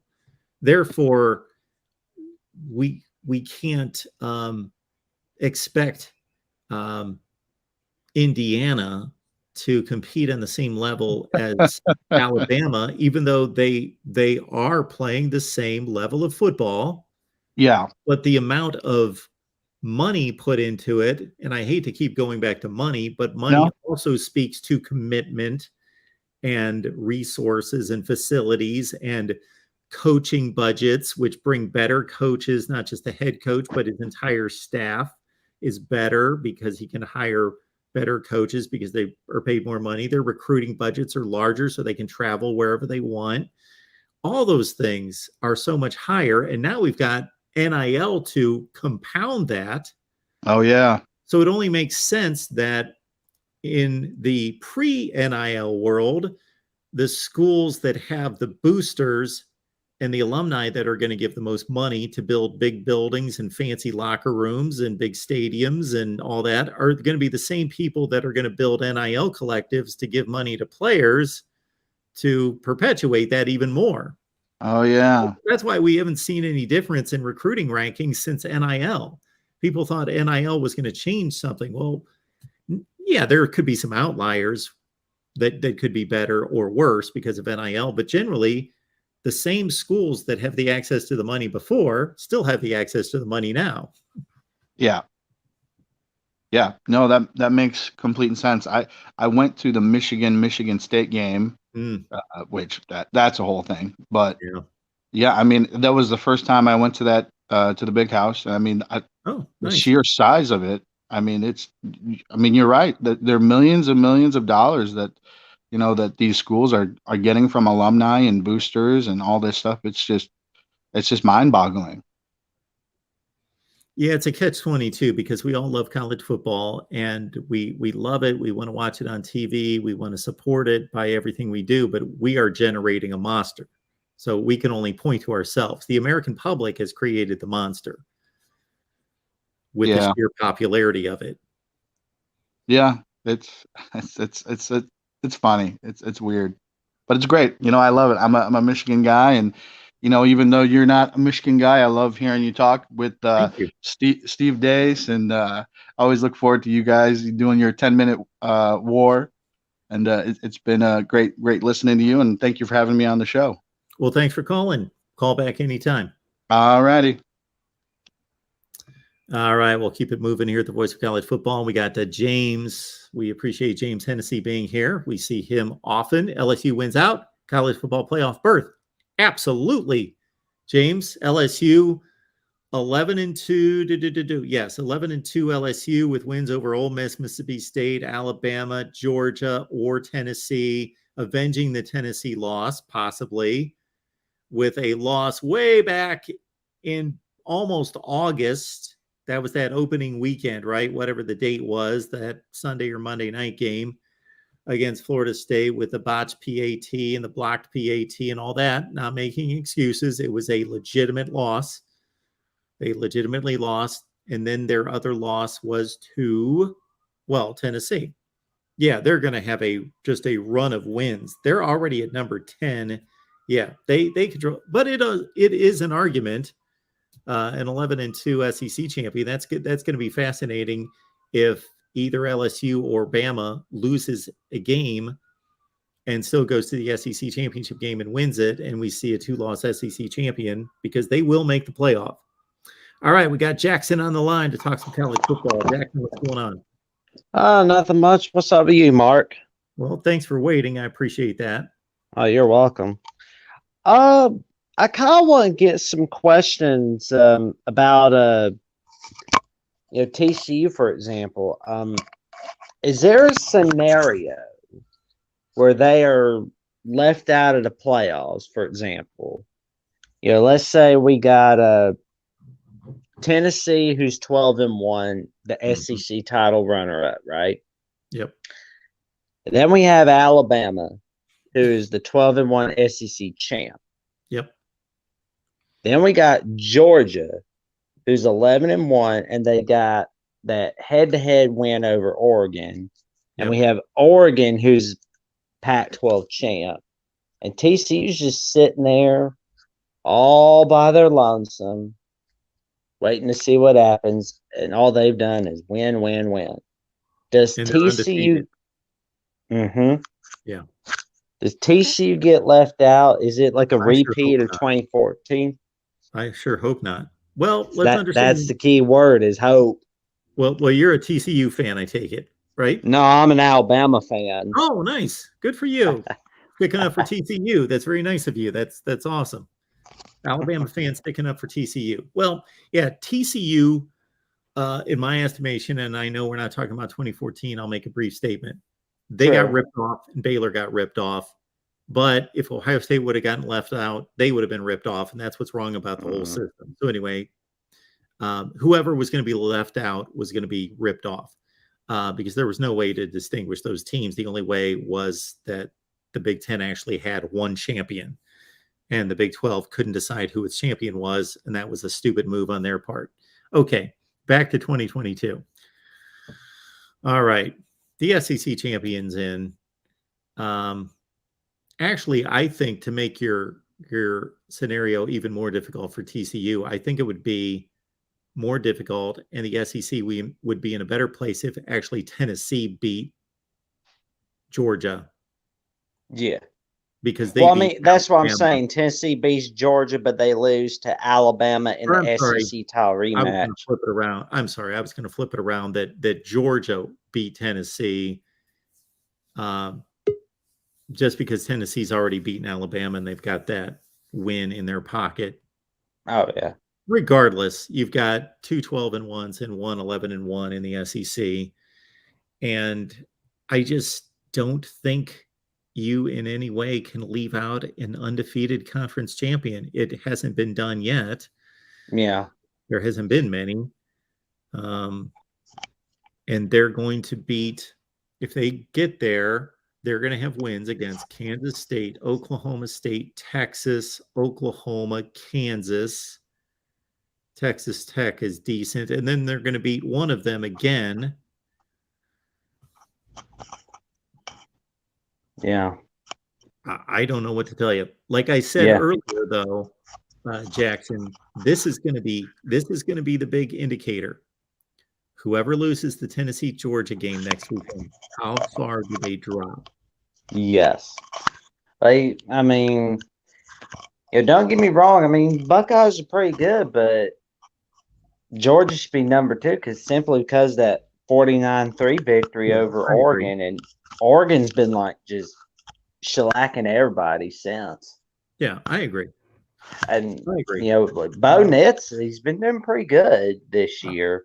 I do think it's close though, but I agree. Yeah, there's Notre Dame are decent teams, but that's going to be the big indicator because really the loser of that game. Let's say they drop to 6, which I don't think they will unless it's a blowout. But let's say they drop to 6. They're not going to have much opportunity to move up because they don't really play anyone else. Like if Tennessee loses that game, they've got Vandy, South Carolina, Missouri, and that's it. They're done. Yeah, they're going to be 8-1, 3 games left. Georgia's going to have Georgia Tech, Kentucky, and Mississippi State. There you go. Well, there's a little boost there. Yeah. I want to see the committee squirm, and I want to see chaos, and I want to see a difficult decision, and that would be brutal.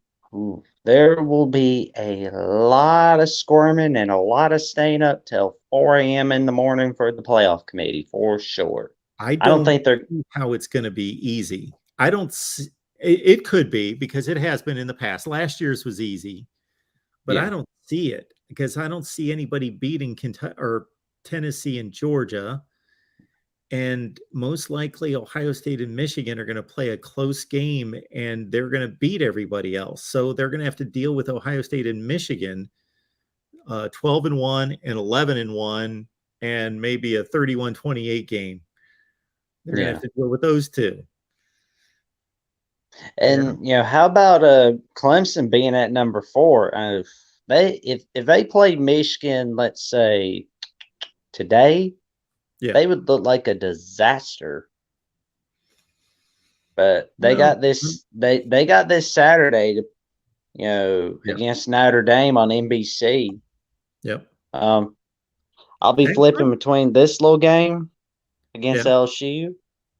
And I'll be trying to keep up with Notre Dame as well. I'm with you. I'll be there too. Clemson's not out of the woods. Notre Dame, even South Carolina, I know they looked horrible last weekend, but it's a rivalry game. And Jackson, I will say this. I bet if we went through every year of the college football playoff at this point in the season and looked at the last 4 weeks of the season, in addition to all the big, huge games that we're looking at, Georgia, Tennessee, Ohio State, Michigan, etc., there's going to be like 2 games that are going to shock us all. They're going to trip us up. I don't know. North Carolina is going to beat Clemson in the ACC championship game, or Illinois is going to beat Michigan, or something like that. Ooh, that would be that's pretty fun to think about. Or what if LSU beats Alabama this week? Yeah. Ooh. Well, Death Valley's kind of scary. I'm talking to the wrong guy. Sorry about that. It's okay, man. I kind of get that a lot. I'm just trying to throw out scenarios. Well, then Alabama's got Ole Miss next Saturday, who basically is they get to sit on the couch, watch Bama LSU, see what they got to do, see what they got to not do against Bama, and then once Bama's done with LSU, they have to go to Ole Miss. Yeah. And I keep hearing all these reports that, Lane Kiffin's going to go to Auburn, he's going to go to Auburn, but I didn't see anything about that. I don't even know if Auburn's a better job than Ole Miss at this point. I wouldn't want to go there because, you look at how they did Brian Harsin. I mean, was Brian Harsin winning that much? Not really, but he wasn't given much of a chance. No. And like mid-February, oh my God, after, National Signing Day, the boosters were digging and digging and digging for something to get rid of them on. Not the kind of job I'd want. And you look at the history, like the Tommy Tuberville era, where they were basically, doing a little private call session in Louisville with Bobby Petrino. Yeah. Yeah, and then word gets out before the Iron Bowl. It's oh no, we didn't talk to Bobby Petrino. And they beat Bama, and it's okay. So we're keeping Tuberville for 2004. Yeah, Auburn and Bobby Petrino would have deserved each other. That's fun to think about. Would it have happened? Who knows? And I urge people to any team that wants a new head coach, let's say a Florida State, watch the 60 Minutes interview with Deion Sanders. Okay. Where they ask him, if you get offered a shot at a Power 5 school, would you take it? The most important part they says is, I would have to listen. So, Florida State, you may want to consider ponying up the dough, and Auburn may be trying to get them. But if Auburn is to hire Deion Sanders, or Hugh Freeze for that matter, they have to keep the boosters away. That's what Bama did when they hired Nick Saban. That was in the contract for when Saban said, if you're going to hire me as your new head coach, you got to let me call the shots with my team. And, it's resulted in some national titles. About 1, 2, 3, 4, 5, 6. Pretty big, huh? Oh, yeah. Yeah, so listen. Don't let the boosters call shots on everything. Yeah, I think that's one of the problems with Texas, why they can't keep tripping over themselves, is they've got too many politicians and boosters and administrators that don't let the football coach be the football coach. Yeah. That's a killer for Texas.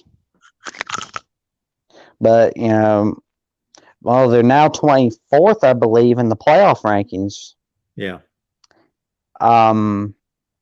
Question I have is, do they have what it takes to win out the rest of November to get that possible Big 12 title spot?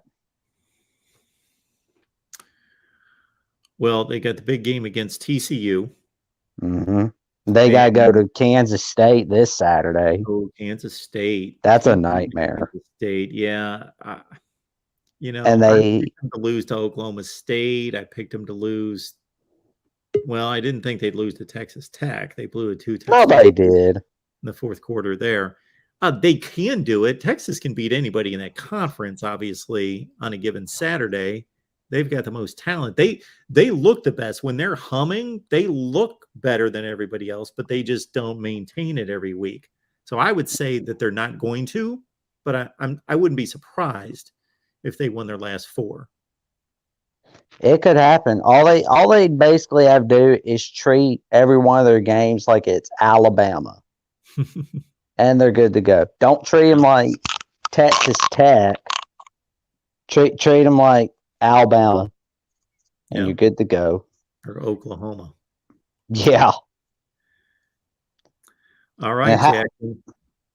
How about that hot seat talk of Brent Venables has slowed down a lot, hasn't it? Well, it should slow down. It's his first. Yeah, I mean, it's throwing the baby out with the bathwater, basically.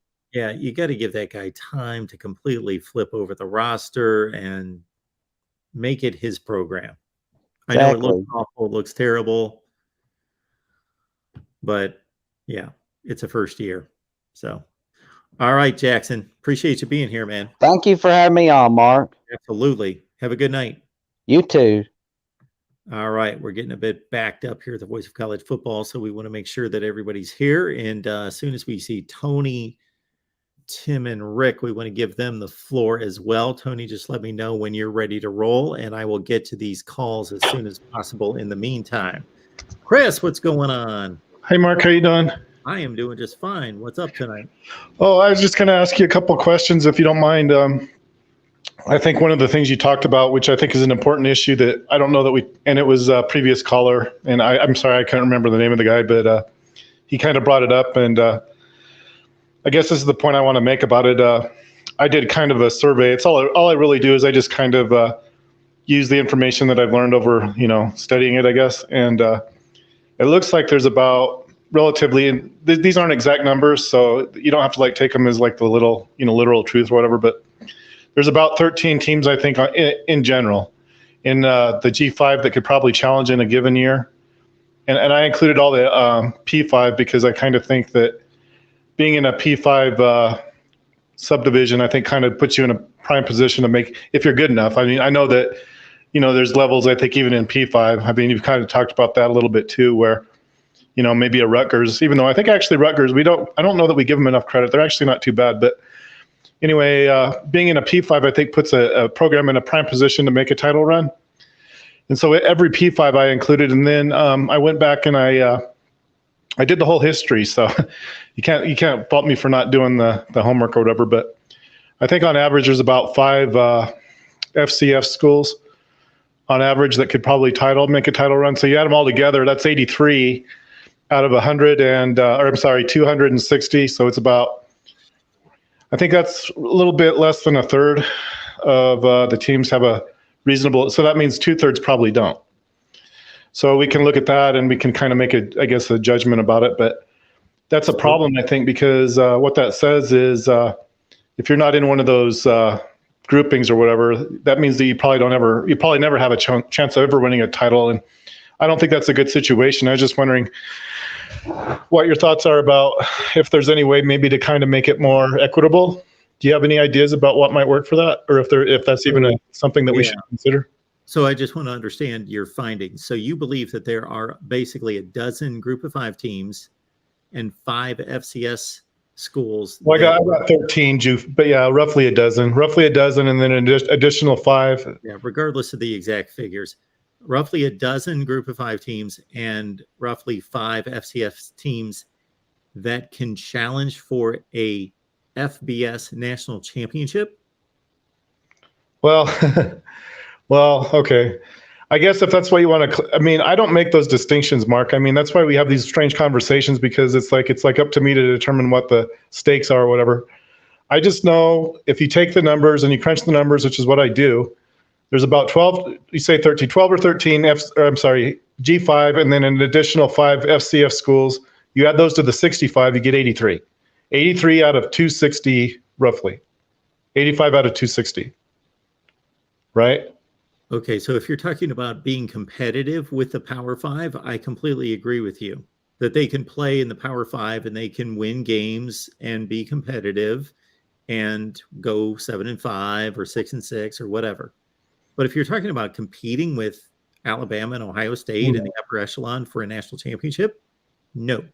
Well, I know that's always been the case, but I guess my point is, I'm sorry and I don't mean to interrupt you, Mark, but I don't think we should have these questions about why, I don't even know what schools to talk about, like Tarleton State or somebody, they can never win it. Well, what's that say to Tarleton State? Don't even try? I mean, I guess my point is, yeah, we can all kind of say, well, they have their, and I guess the arguments, well, they can compete for an FCS title, but that's not how the NCAA does, the NCAA, they include everybody. And I don't know if we can't include everybody, I think that's a problem, no matter who it is. I mean, and we can say, well, no matter what we do, Tarleton State's probably never going to make it, they'll never do it anyway. So we don't have to do anything but I guess this kind of ties in a little bit, I think, to what we were trying to get at, I guess, was, I'm not entirely against a playoff really, but it's only if we can include some of the programs that maybe otherwise wouldn't have an opportunity. And so, I agree. I mean, FCS probably should be separate, and they are. So we can kind of exclude that, we don't have to include them because they have their own championship, so we can kind of leave those 5 schools out, right? But it doesn't necessarily help as far as making a title as far as the NCAA goes, because they don't make a distinction, so we still have a problem there. But that's okay. I'm okay with that. But and then we have, I guess, was it Cincinnati last year? Kind of came not real close, but they were at least admitted, so we can say, well, if they're good enough, they might advance or whatever. But I don't have an issue with Alabama winning every year if they're the best team. I've never had that issue. I mean, that's great. More power to them. Well, maybe they'll win again this year. I don't know, but it shouldn't be at the expense of somebody else that might have a chance. Just make sure Alabama gets in. Sure, we want to make sure that the best teams are in this bracket, and I think they do a good job. To be honest, I don't really have any objections to how they pick the teams. I really don't. I think they pick the 4 best teams, and they want to expand to 12. I was just wondering if you have any ideas about how those 12 teams might be selected, so that we don't have to worry about maybe excluding somebody that might have a chance. So the 12 teams are going to be selected in the same way that the 4 teams are selected. There is going to be a committee that is going to select the 12, what they consider to be the 12 best teams in the country. The only conditions upon those 12 selections are going to be that they are going to determine the 4 best conference champions, and those conference champions are going to be awarded the 4 buys, top 4 seeds and 4 buys, and then the top 6 conference champions are going to be prioritized, protected. Right. Meaning if you're the 6th, considered to be the 6th best conference champion, but you're number 18 in the country, you're still going to be included. You're going to be elevated to the top 12. And those are going to be the only conditions. And the top 4 teams in the country are going to receive buys. And then the tournament is going to continue from there: 5 versus 12, 6, 11, 7, 10, and 8 versus 9 in the first round. And again, I don't mean to interrupt you, but I did kind of, in my survey, it's all I really do is a survey. It's like, I'm not trying to make it like I know anything other than just kind of the logistics, but, actually it was kind of weird, and I didn't expect this to happen, to be honest with you, but, 12 actually was the result of what I did as far as like how many teams probably ought to go. But I think that was to include, like I said, maybe, and it's not to like put these teams in there. That's not my job. And I don't know that I would even want to try to do that anyway. But if we're going to include 12, I hope it isn't just like, well, the 6 conference champions and then 5 SEC teams and 1 maybe Big Ten. I understand kind of what the thinking is. It's like you want to make sure you have the best teams, and I don't know that that's necessarily wrong. But if the idea is to like eliminate teams right out of the gate that we don't maybe give much thought about, and I'm not necessarily saying that they necessarily deserve to be in it, but let's just say, for example, I don't know which teams to actually include, but maybe what would it be like? Who's good with like a Boise State, maybe, even though they're not as good as they used to be? Would that not necessarily, would it be a detriment to the bracket to include like a team like Boise State if they're not as good as they, would that work against the tournament as far as trying to get the right teams, or what do you think on that? Well, I don't think we should be selecting teams that aren't very good. No, I don't either. So Chris, before we need to get on to other callers, and we need to bring in Tim, Tony, and Rick for our big Patreon tournament here. So what is your final point? What you want to communicate to everyone as your one main point tonight? I think I already did it. If we're going to have an expanded bracket, I don't know that you can leave out the FCS champion. I'm sorry, you might not agree with that. I don't know that you can leave out a G5 that's qualified.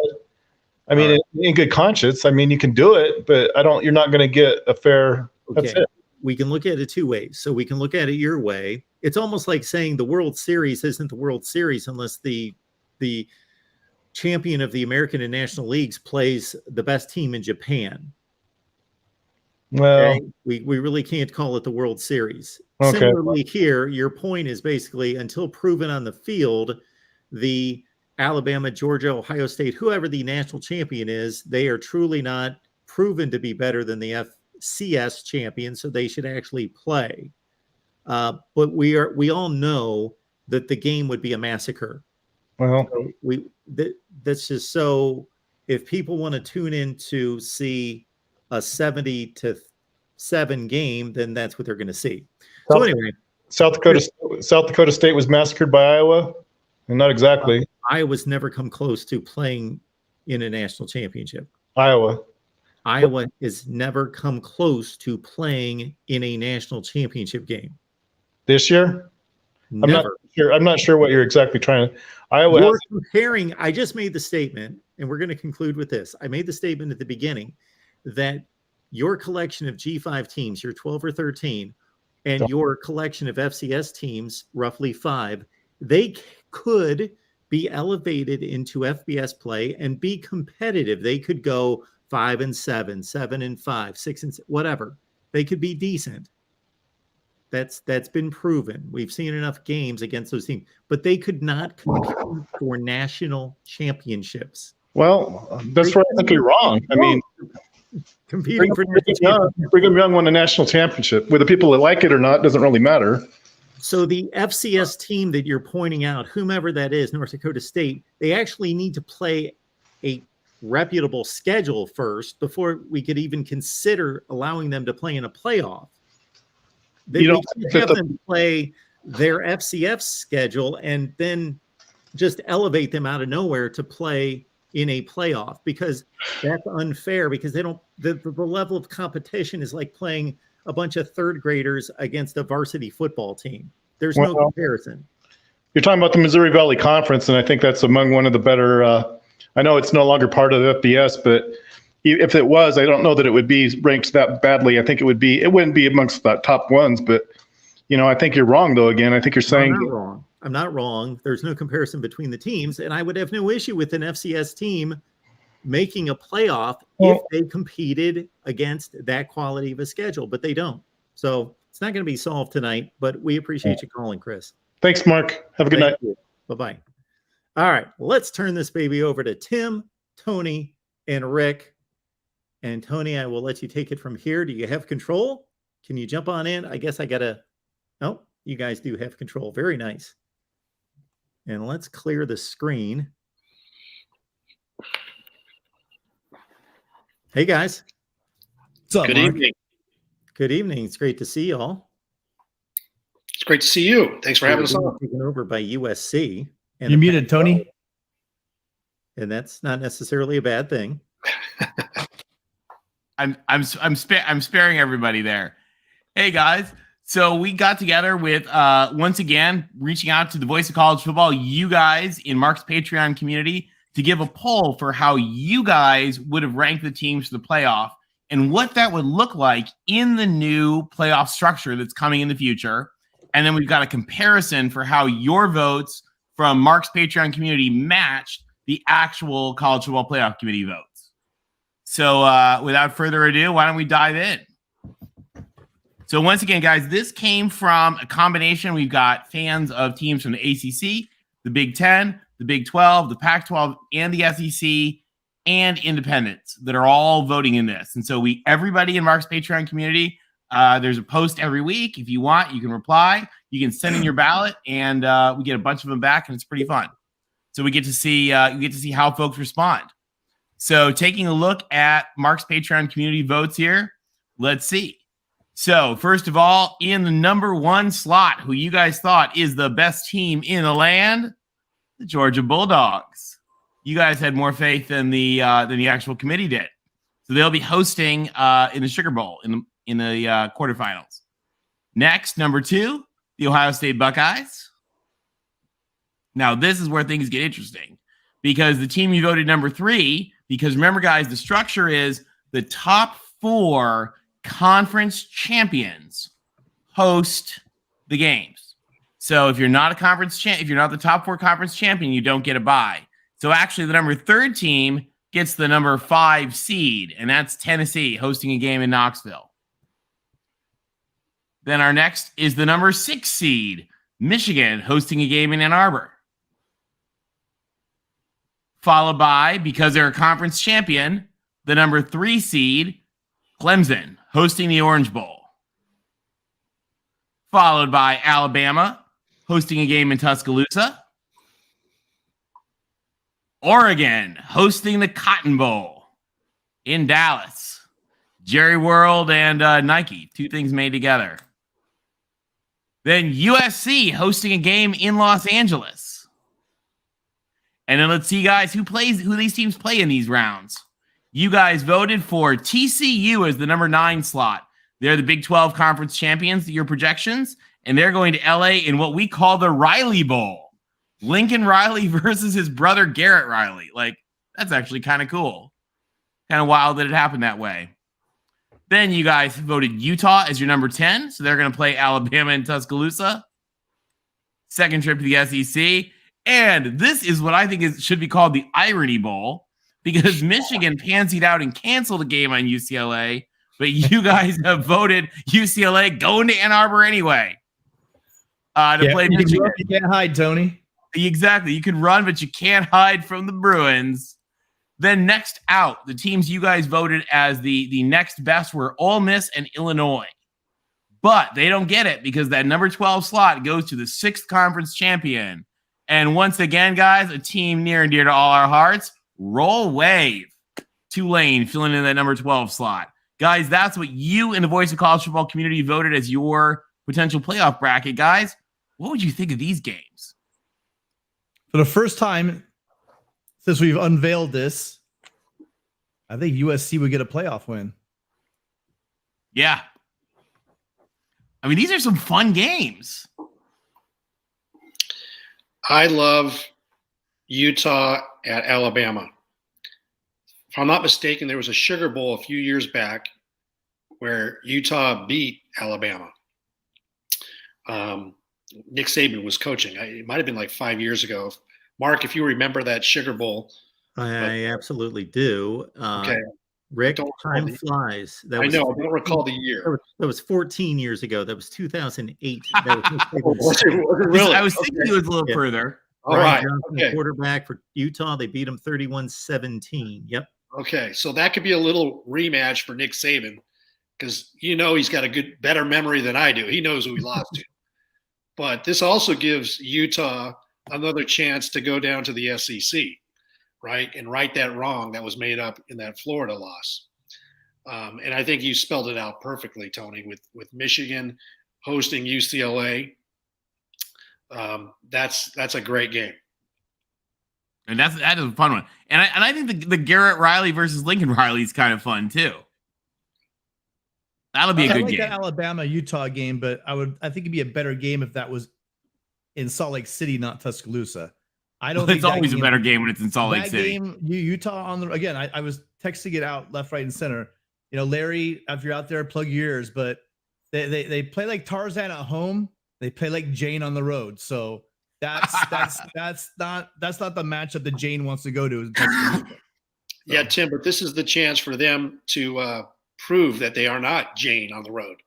If you're going to prove it, go prove it in Tuscaloosa. They had that chance in Gainesville, and I think their odds are better at Gainesville than Tuscaloosa. But I think you're right. I think you're right. And I like a potential matchup with Tennessee and Oregon. How great would that be? Oregon has the opportunity to go against probably the best team in the SEC. If we look at it today, there's an argument. Obviously, the College Football Playoff Committee believe that. And I just find the irony that there's some people that are not, in the audience that are not very happy with the College Football Playoff rankings. I think that was discussed with the exception of Darrell. And I think Darrell is right. I think there is going to be 3 SEC teams that are going to qualify for this playoff. I just see the writing on the wall based on how it was released. And maybe some people will call those voters, those committee members, knuckleheads. But that's who we are. We are knuckleheads.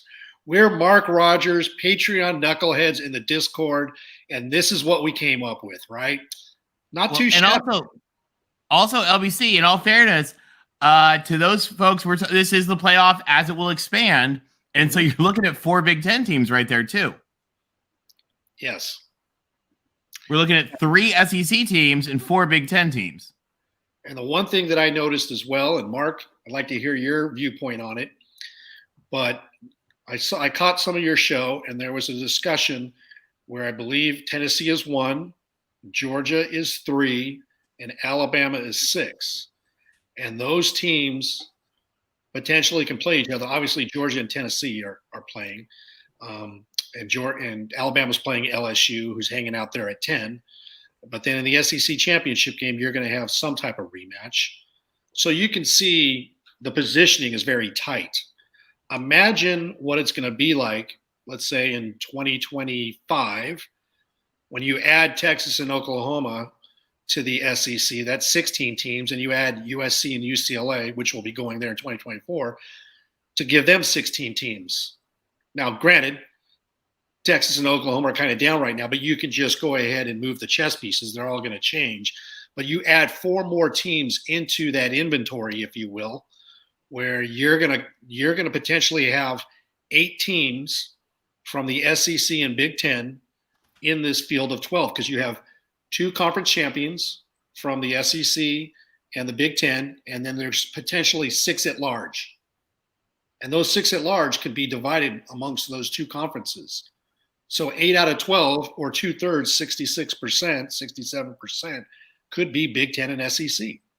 And if those sports writers and the media members and the committee members are voting that way today, I'm just telling you, this is a prelude.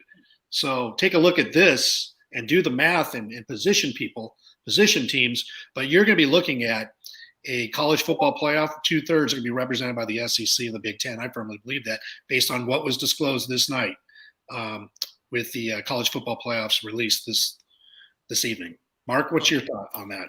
Well, I think you're generally right there. I would say that there's going to be a few exceptions here and there where a second place ACC or Big 12 would be especially strong in a particular year to break that up to a certain extent. But largely, I got to think that that's going to hold true what you just stated 80 to 90% of the time.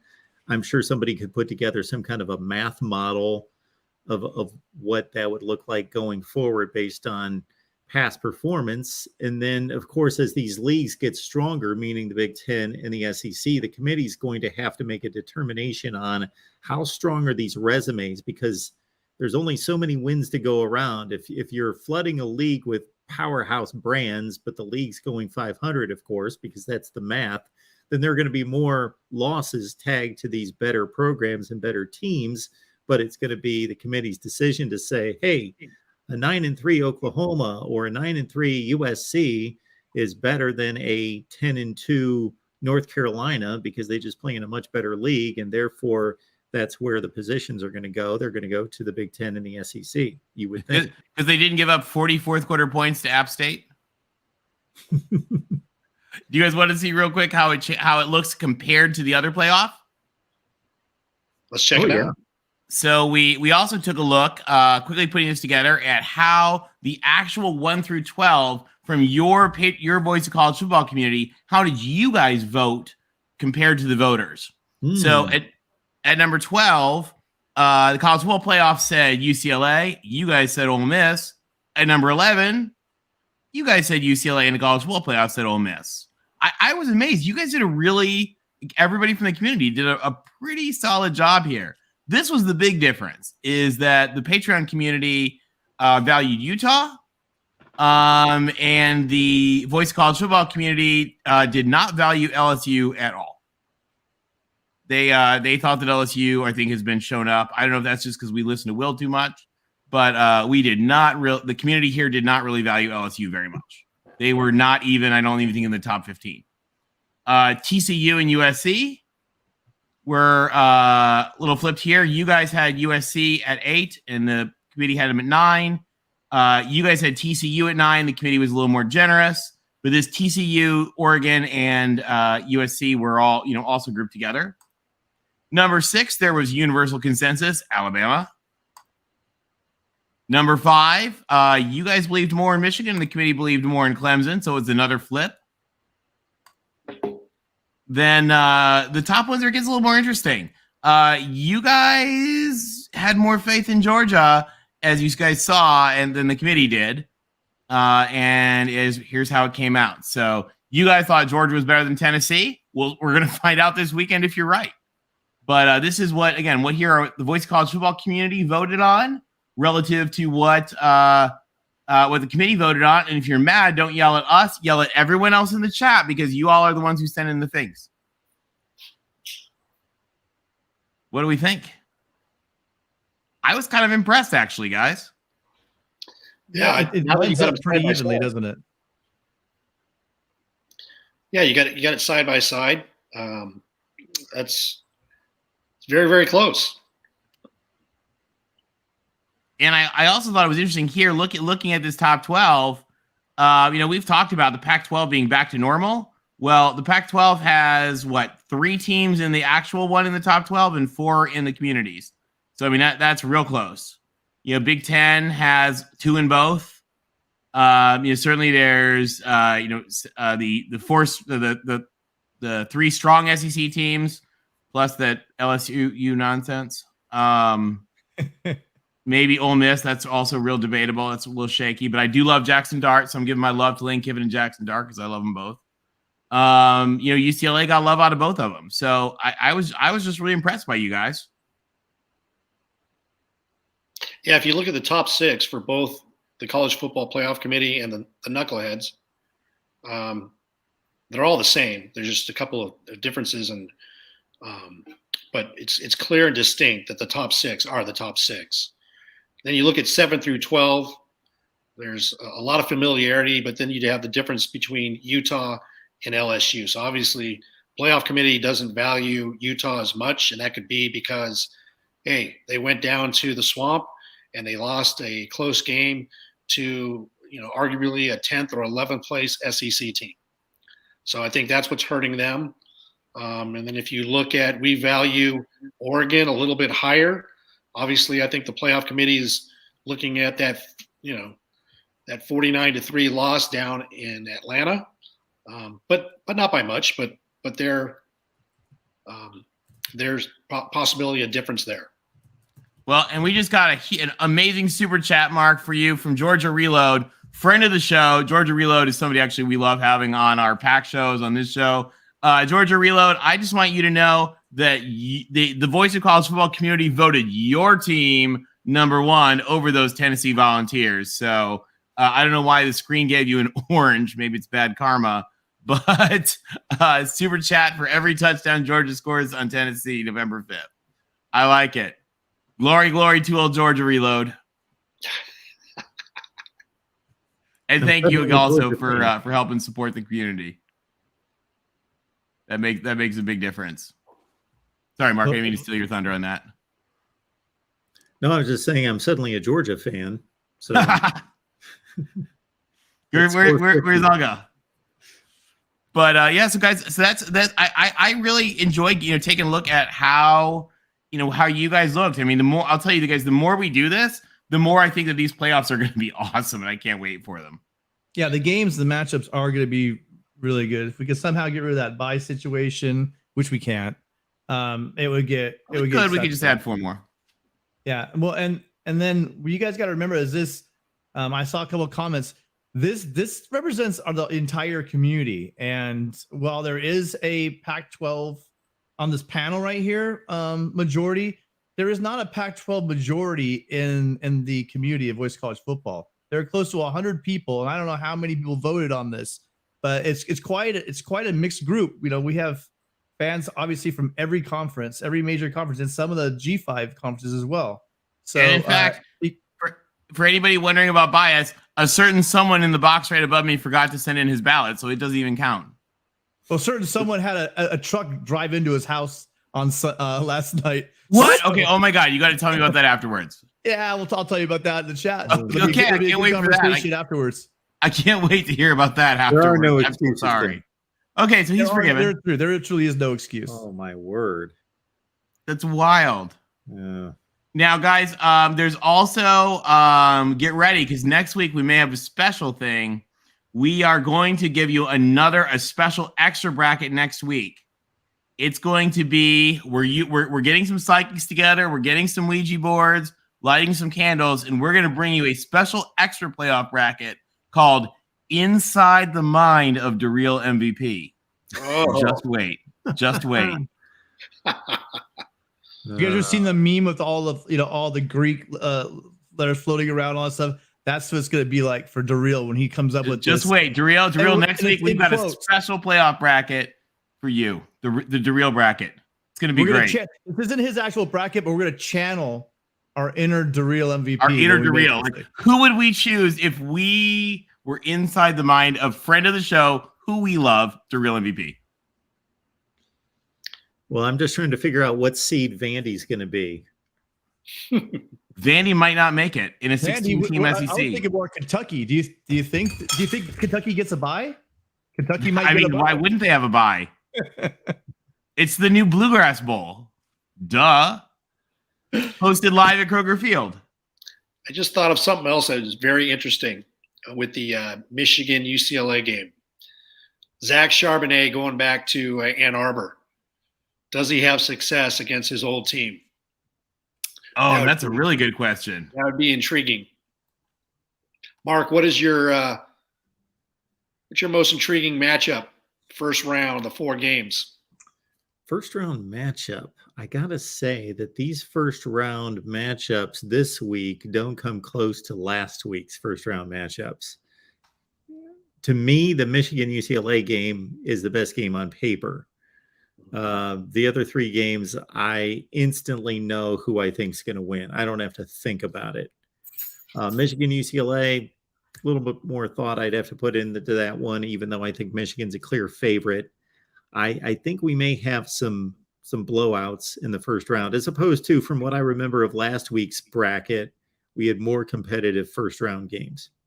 Who wins that 8-9 bracket, Mark? Oh, the 8-9's SC. You don't think it's competitive? Well, I think it's the best game. Well, it's arguably, I think it is the best game. You know, the one thing that won't be there is any defense of any kind.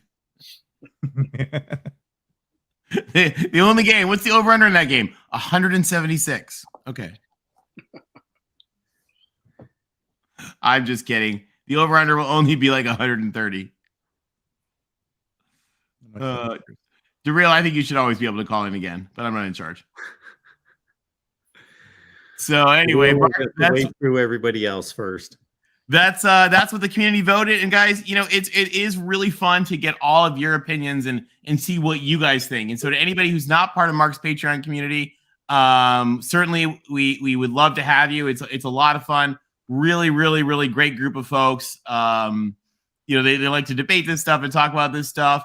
And we love having you guys participate in this. So thanks to everybody who participates, and we can't wait to see you next time. And I see a lot of names in this chat every single day, and I'm not pulling punches. You guys are really missing out by not being in the Discord. It's $5 freaking a month, literally. What else can you buy in this world for $5 a month? You know what I mean? So I mean, think about it. $5 a month, you would have access to all of Mark's picks as well as other media members. You're going to have 24-hour talk with everyone from Jordan Bowman to the guys you see here. There's literally a dozen people you guys see every day in these chats that are in there. And I'm just really, really wondering what you guys are taking so long to join. So $5 a month. We'll drop the information and link. There it is right there. You guys won't look back. I haven't seen anybody that joined that's left. Have you guys, Mark or Tony? Pretty much everybody that's joined the Discord community, it's like a one-way tunnel. It's like they're all stuck. But I haven't seen anybody. I haven't heard of anyone leaving yet. I hear great things. I hear amazing things from people almost every day. Will make some kind of statement to me directly. Yep. Well, thanks, Mark. We appreciate it. Thanks, Mark. Thanks, Mark. Thank you, guys. Hey, fine on everybody. Everybody who's got games this weekend, good luck. It's going to be a fun weekend. This was a phenomenal endeavor that you guys put together. I think this is really cool. And it seems to, Tony, you and Rick and Tim just built layer upon layer upon layer. And now we can look forward to the real MVPs. The special bracket. It's going to be good. It's going to be good. Actually, there's going to be some good games in it. So just wait. That's funny. We'll see you guys. Thanks, Thank you. guys. Appreciate it. Good night, everybody. Thank Good night, you. everyone. Good to see you.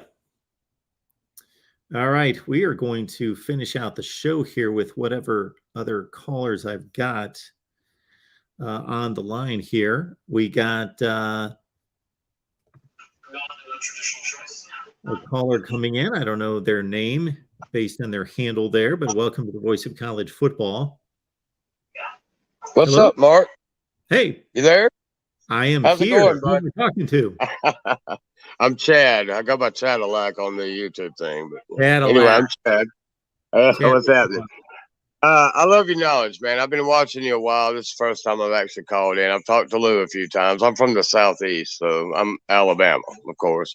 Roll Tide. You know, it's challenging and fun. You know, the dynasty, we're still there, but yeah, there's problems, there's issues, and that's great for, you know, we got bored, man. We're winning a lot, you know, and not bored, but you know what I mean? It's like now, this year's been very interesting in the last year as well. Don't count Alabama out, man. You know that as well as I do. The program's in real good shape. So much talent. You know, I was listening to a show real quick. Our players are posting their Mercedes and things, you know, and this, that, and the other. And our old school players were on this. Stephen A. I don't know if you're familiar with him. He's one of the Alabama guys. He's in the know, you know, and he has podcasts. So, Stephen M. Smith. Yeah, or not A. Yeah, M. Smith. Yeah, Stephen M. Smith. Oh, sorry. shoot. Stephen. Yeah. I call into his stuff. We've had him on 100 times at least. He's got good knowledge. I mean, he's a big Bama guy, you know, but they were both Scarborough was on the previous Alabama running back. He's on, you know, they've been talking. He's been pulling a lot of the old players on. He's like, they need to focus. They need to focus a little bit. And I get worried, you know, Texas, that game with them. And, yeah, it was a very close game. And, but I also look back, and Texas also took Oklahoma to school in that stadium. You know what I mean? So the parity of those games alone. Alabama's not as bad as people think. 6, you know, maybe it's fair.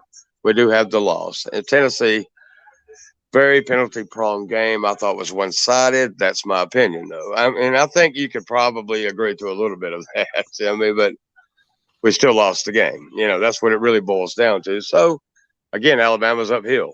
Do I think they're capable? Of course. They have talent everywhere. You know, if they ever play a complete game, it's ugly for anyone, you know, but with the exception of maybe Tennessee and Georgia. And, you know, in TCU. See, I don't even know much about, I know they're doing great, you know, and that's something I need to expand my mind on, getting outside the SEC and looking around and watching talent play. I've tried, but, you know, what I'm getting at is Alabama, are they deserving of the people dismissing their ability right now, you know, being at 6? Because I find them a top 4 team already. I don't think they're number 1, but I think they're deserving of for it. You know, ahead of Clemson and Michigan. I guess that's my beat. Right now, Mark, between if Alabama played either or, who would you put your money on? Alabama, Clemson, Alabama, Michigan, right now. To me, those are 2 different evaluations. Who I believe is better versus who I believe has earned a higher ranking.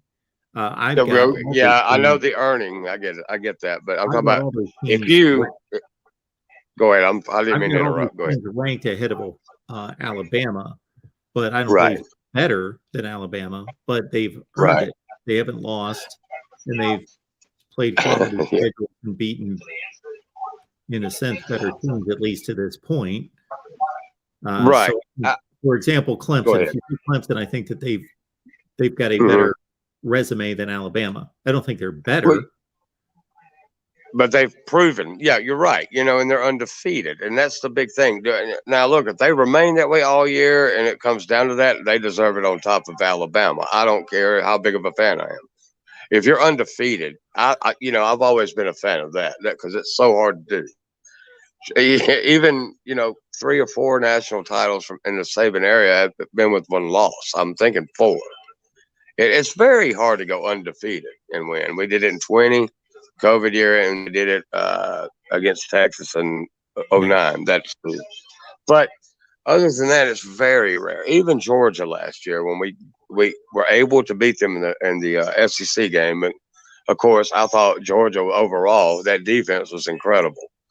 In the national title game, we got exposed. You know, not to excuse, but once Jameson got hurt, I knew that defense was going to take over and have their way. That's like, but congratulations, Georgia.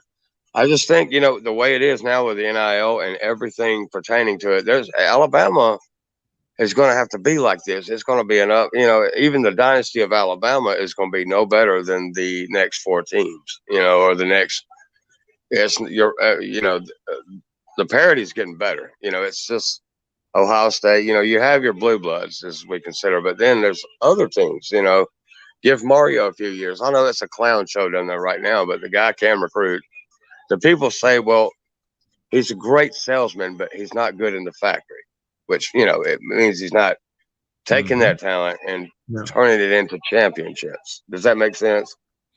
And he's done it everywhere, but I think, bottom line, Mark, especially with them, not the universities, but the way the NIL works, I think there's going to be, some equally talented distribution of players to all kind of different teams. I don't think we've really seen the apex of that, or the where that's actually going before they finally put a cap on it. So I guess roll tide. I don't even know where I was kind of going with this whole thing, other than what were your thoughts on Alabama as a team, and do you think I'm just kind of a little bit off with their expectations this year? I'll let you talk more.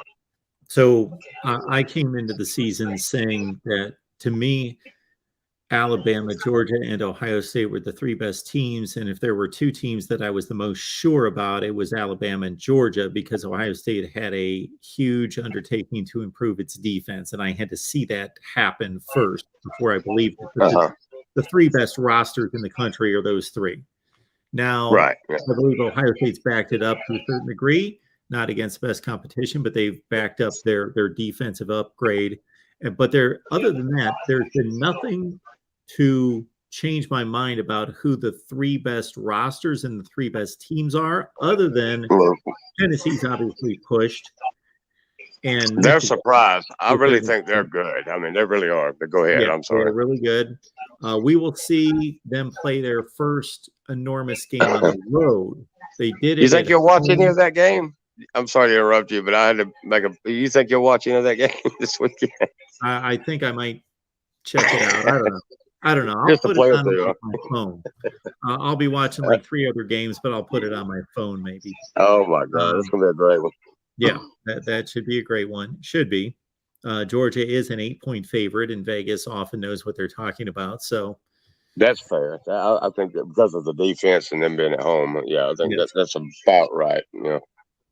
Yeah, we've seen Alabama and Georgia, especially Alabama, go on the road over and over and over and over and prove from start to finish that they're a championship caliber team. This is Tennessee's first dive into this, and what did they do? They went on the road to Pitt. They went to Death Valley for a noon game. So that's a pretty big stage against a really talented team, and they smashed them in the second half. So I'll give them they throw them alive there. Going to Athens for a 3:30 game is going to be something that they have not experienced. Of course, they experienced it as a bad team, but with championship kind of stakes on the line, they haven't experienced it. And one thing, you're right. They're like Lou kept referring to, because he's apprehensive, being the Georgia guy that he is. But he's also, his job's to trash talk, which he does a great job at that. But however, you're right. Those kids, that's going to be something. They're going to Athens. It's 83,000 people, and in Georgia really has to.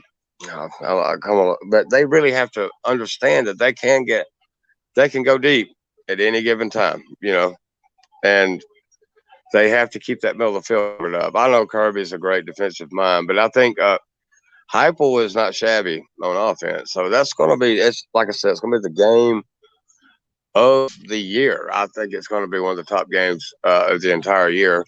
One last thing before I let you go, Mark, your prediction on LSU, Alabama at that Death Valley night game. What do you think? Well, for one thing, I don't make predictions this early in the week. And I know it. My predictions are on Patreon, so I got to honor those folks over there and what they Right. support over there. So I've not made I'm gonna a let you just game. you're gonna I'll get the put it fifth this on that way. one. Alabama wins that game 85% of the time. I feel you. All right, man. I need to check out your Patreon. I might sign up there real quick for you. And Appreciate it. I appreciate you taking the time and hearing my rants. I just, the only thing I just want to, Alabama's been the top dog for so long, and now people are just basically saying, well, they've got so many issues. I don't know what's going on.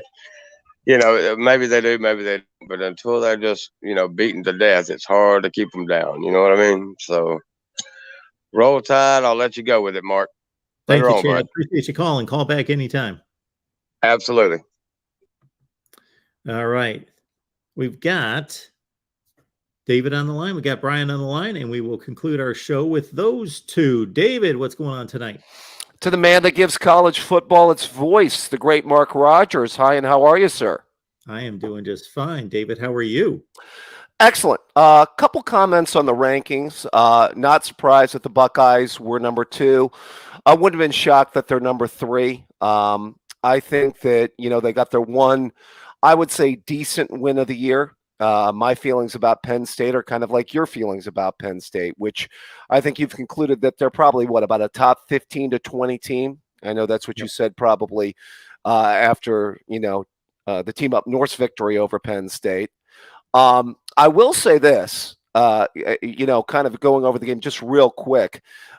Your conclusion about the matchups on the outside did bear some fruit in that game, by the way. I just want to say, you being the Sean Clifford apologist you were, I thought Clifford, for a large portion of that game, played pretty well. I mean, it took a few freak plays by JTT to cause those turnovers. Yeah. I mean, those weren't completely bonehead decisions by Clifford. I mean, a couple of them were somewhat questionable. I think the last interception was questionable. Wouldn't you say, Mark? Yeah, from what I remember, just that. I mean, the first was a fluke tip in the air. You know? Sure. The third one, he's still just dumping the ball out in the flat. Now, the quarterback should be really veteran, experienced quarterbacks that take it to the next level are watching to see, okay, who's crashing and, can I get it over them, or am I going to pump so that they jump and then I can get it past them? And he just threw it right into him. So it was an exceptional play on JTT's behalf. Yeah. But yeah, Clifford, I'm not going to say it was a boneheaded mistake, but a player of his experience should be able to get past that. Although it was at a point in the game in which it was pretty much desperation, down 2 touchdowns, whatever there was left in the game, a minute and a half, something like that. Yeah, I think overall, I thought he played a pretty solid game. And by the way, I thought he did too. You made a good point about Parker Washington. I didn't think, and I remember I mentioned this to you last week, I didn't think on the outside they had anybody of like a Hambler, Jahan Dotson kind of ilk. But, Washington might be the real deal for them at the wide receiver position. I've been selling you on those Penn State wide receivers, especially Parker Washington, since the offseason. You have. I mean, seeing's believing, Mark. You got to see it. And, but by the way, I came out of that game just bottom line with the Buckeyes. I think there are 2 concerns. By the way, Buckeye talk tomorrow, Mark? Yes, 11 a.m. Eastern time. To my point, and maybe you'll address this tomorrow, I think the corners are still a concern. There's no doubt that the D-line and the linebacker play are as light years ahead of where it is at a year ago. The defensive line especially. You can see that with the emergence of a player like JTT, and guys like Mike Hall and Zach Harrison have been good the entire, have really been coming on. So, and Tommy Eichenberg, who had kind of an off game with a few missed tackles, has been really good the entire year, number 35. So it's just the cornerback play that gives me a little bit of pause. And then the other thing, too, is can we run the football consistently? I just don't know if we can. I will say this, and remember I said to you early in the year what would be how they divide the carries between Henderson and Williams. Zach Smith made this point in the year, and I think I've said it since then. Bottom line, I think Mayan Williams is their best running back. I never thought that I would be saying that at this point either, but I'll join you too on that one. And I've heard him say the same thing. Yeah. And I agree. And they're going to need to have him back because he's the one guy that can get the tough yards inside. I think Henderson is more of you've got to get him on the perimeter. Williams is the one dude that can get you inside and can get the tough yards inside. And you saw that on that early touchdown run where he just totally pushed the pile. It's difficult to envision this team winning a national championship if they don't figure out their running game. Yeah, I don't think they can be totally pass dependent. I mean, I think they have to be able to run the football better. That's the key going forward. They've got 3 weeks to figure it out. That's basically it. I mean, we know what's coming down the pike. By the way, that week of Mark Rogers is going to be unbelievable. I may just fire up a live stream, on Saturday night and never shut it off and just keep going throughout the entire week. I'll be there with you, Mark. I mean, I'll kick the tires and light the fires, man. I'll get a case of Sam Adams and be happy to join you. We'll get as many Ohio State and Michigan guests on here as we possibly can find, and we'll just cut loose. That's right. Bring on Dace. Get him on there. Yeah.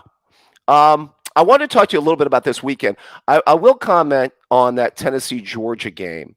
I actually think this could be a big, maybe kind of Heisman moment for Hooker this week, if he can pull this out.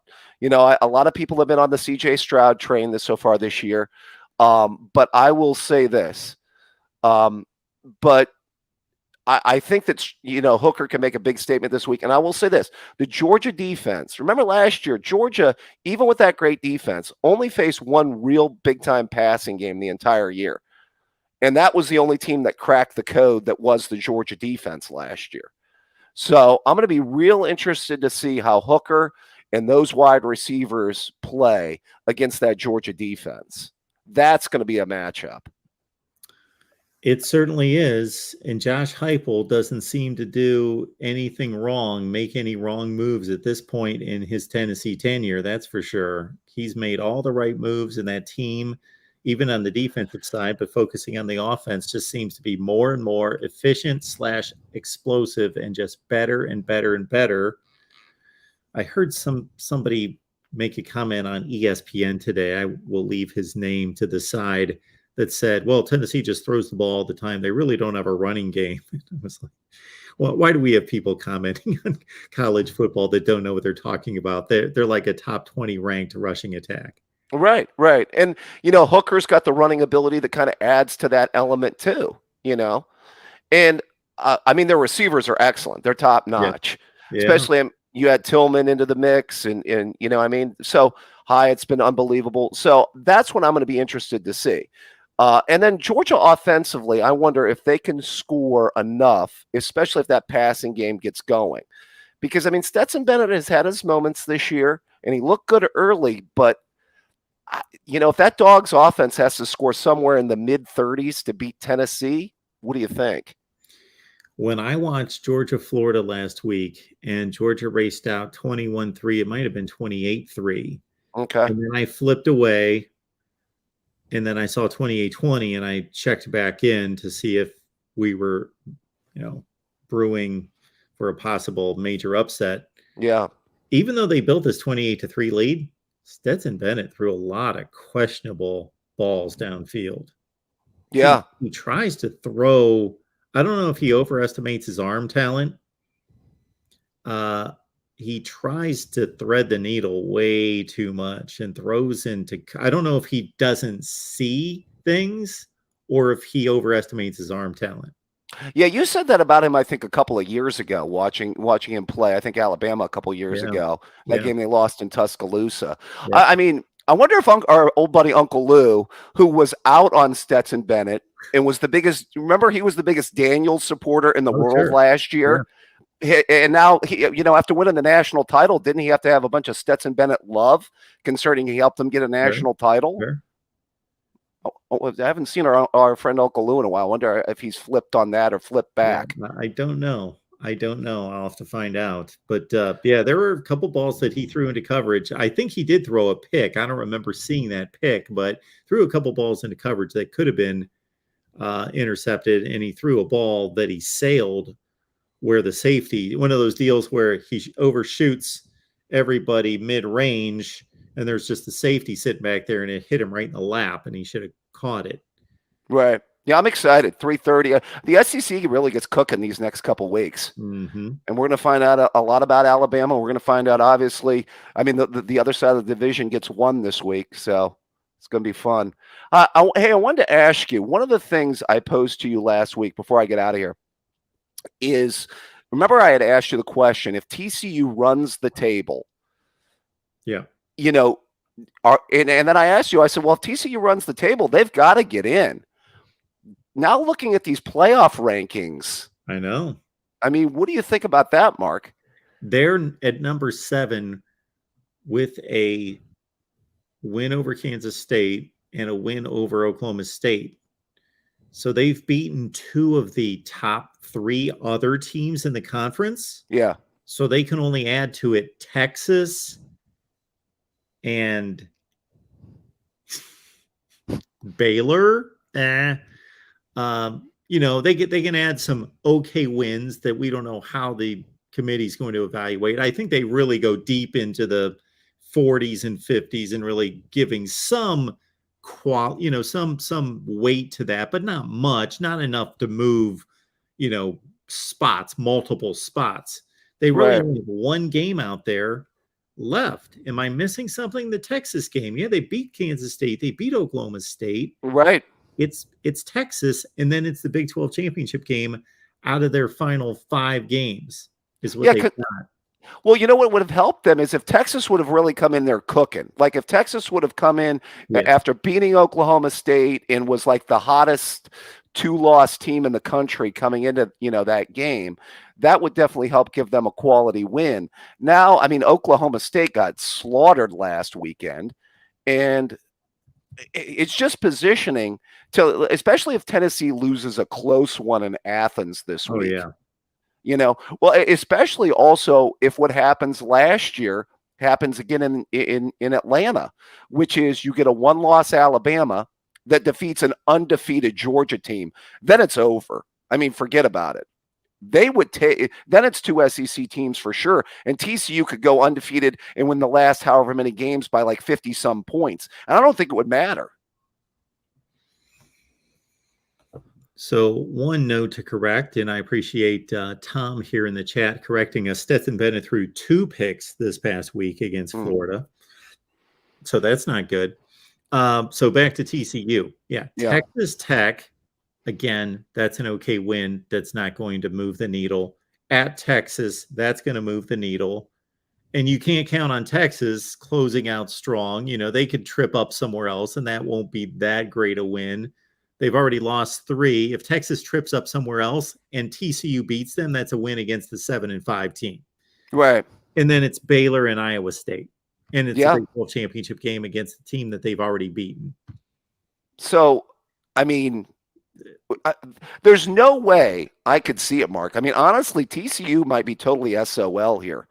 I mean, yeah, they could be, because I think the committee has shown us this is the first hand that they've shown us that is meaningful. The rest of it is Clemson 4, they 5, is Michigan 4, 5, or is Georgia and Ohio State 2 or 3 or 3 and 2, all of that. But this TCU at 7. Yeah. With behind an Alabama team that's still going to play Ole Miss and LSU in a championship. 3 SEC teams, Mark. Yeah. They've shown their hand with TCU, having beaten, again, 2 of the 3 best teams on their schedule already. And by the way, bottom line, is TCU's resume better than Clemson's? Let's see. So Oklahoma State, Kansas State, Oklahoma's starting to come back a little bit. Wake Forest got totally curb stomped this past weekend. Is NC State really that good? I mean, yeah, Clemson's resume is 4 teams that are worth mentioning: Syracuse, Florida State, NC State, Wake. versus TCU's worth mentionings are Kansas State, which is probably the best win on the board by either one. Yeah. Correct? Yeah, that's right. Not by Kansas State much. looks like better than Oklahoma State right now, obviously. Yeah, and better than Syracuse or Wake because of what happened to them. But not by much, but it's probably the best win on the board, Kansas State. But then it thins out Oklahoma State and whatever you want to think of Kansas and Oklahoma at this point. Those are the 4 wins against the 4 wins, and I would go the Clemson route. Yeah. Yeah, I don't think there's I haven't seen like an official ranking on schedule differential there, but. And if the committee is still evaluating injuries and the impact on games. Yeah. I watched that Kansas State game and they were winning by 18 points and they had already lost Adrian Martinez. Can't think of the first name of the kid's name, but Howard came in, their backup quarterback who played exceptionally well against Oklahoma State, was carried off the field. Mm-hmm. I don't know if you saw that scene this past weekend. I heard. They were doing fine when he was in there. They continued to win. Then he got knocked out, and the third stringer was just a mess. And that's when they came back and won. I'm kind of with you, though, like we talked about a couple of weeks ago. I think it's a moot point because I think TCU is going to get tripped up. So, I mean, I'm not saying they couldn't go undefeated, but what's up? Yeah. Although the schedule is not that difficult, I would expect between Texas, the championship game, and at Baylor, even Texas Tech on occasion has played well enough. That's true. They beat Texas. Yeah. I mean, I was putting a little bit more stock into Texas, and they let that game get away in Stillwater. That was kind of, I think, disappointing there. Yeah, and the Texas Tech game. Both games, they had a 2-touchdown lead. They had a 17-point lead against Oklahoma State. Well, yeah, I was kind of talking. I thought their team was looking different once Ewers came back at quarterback, though. You know what I mean? And they had the lead going into the fourth quarter at Stillwater and just kind of let it get away. So, okay. Well, as always, I'll let the other callers. Darrell MVP probably wants to get on and put all 4 SEC teams in. So, you know. Yeah, I think he can squeeze Ole Miss in there as well. All right, Mark. You take care of yourself. Thanks, David. Appreciate it. Bye-bye. All right, let's finish off the night with Brian. Brian, what's going on tonight? Hello, Brian. Brian, are you with us? Can you hear me? Yes, I got you. Oh, my bad, man. Do you not think it's ridiculous to put Clemson ahead of Michigan? No, I don't think it's ridiculous. Why is it ridiculous? I don't think it's ridiculous. I think it's an argument. I get that, but if you're putting Alabama ahead of, let's say, TCU based off eye test, because that's really the only thing you're putting them ahead for, because they got one loss, TCU's undefeated. Clemson's undefeated. If you're going off eye test, you can't tell me they're better than Michigan. So to me, there's a lot of hypocrisies going on with that evaluation. Well, I'm not going to argue that. We've seen hypocrisies out of the committee for 8 years, so I'm not going to argue that. And I'm not saying that I completely disagree, but I'll just use, I'll just counterpoint this, that I think Clemson has a better resume than Michigan right this second. And it could be argued that Alabama's got a better resume than TCU. But at the same time, do you think?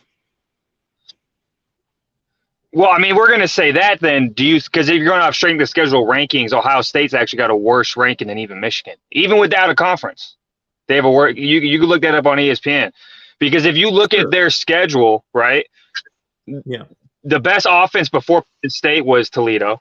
It was the best offense they played before Penn State, and that Penn State offense put up 500 yards on Ohio State's defense. Now, don't get well, basically, if you look at Ohio State and Michigan's schedules, what matters out of those schedules, throw away the Arkansas States and the Connecticut's and all that. It doesn't really matter if Arkansas State's 10 spots ahead of Connecticut, that doesn't matter. We're talking about 2 of the 4 best teams in the country. They should be blowing away anybody after 60 or 70. So it doesn't matter if they're playing the number 120 team or the number 95 team.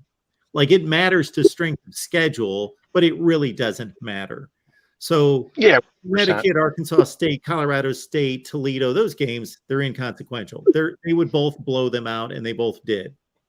So what it really matters is Penn State, Michigan State, Iowa are the three teams that they both played. And I actually posted a video comparing Michigan's results and how they played against those three teams, and Ohio State, how they played against those three teams. And other than that, Ohio State's best team that they played is Notre Dame, and Michigan's is Maryland. So that's really close. I think Maryland's better than Notre Dame. I mean, Notre Dame lost to a 1-4 Stanford team who hadn't beat a Power 5 team. Was it a year? And then they lost to Mark. Horrible loss. It was a horrible loss. But Notre Dame also beat North Carolina and Syracuse each by 3 scores. Has Maryland even given us any kind of game that looks like that? No. No, they haven't. I mean, they lost, but their only 2 losses are Michigan and a 5-3 Purdue team? Yes. So, I mean, their losses are miles better. Maybe they don't have the wins, but I think that Syracuse win that Notre Dame has is more of a reflection on how bad the ACC is, not how good you just pumped up Purdue, and Purdue lost to Syracuse. True, it was a close loss. I'll give you that. I'll give you that. So, I mean, I'll give you that. Let's say that's a toss-up. Right? And then you got Michigan State. Keep going. Go ahead. I was going to say, then you got Michigan State, Penn. Go ahead. It's your call. No, go ahead, man. Lay it out there. No, okay. I was going to say, then you go to the Michigan State, the Iowa game, and the Penn State game. And I do not believe in the transitive property at all. So I don't like comparing games like that because I think they play 2 different philosophies of football. And I don't think you can compare the transitive property when 2 teams have 2 different philosophies of football. But what I will say with that is Michigan, when they play a team that they feel like they're better than, they dial it back, right? If they feel like they got a lead, Harbaugh will shut down the offense, and he's happy to just milk the clock and run the ball. Ohio State, they're going to go guns blazing the whole game. So that's why I don't believe in the transitive property when it comes to those games. Okay. You ready for this? Go for it.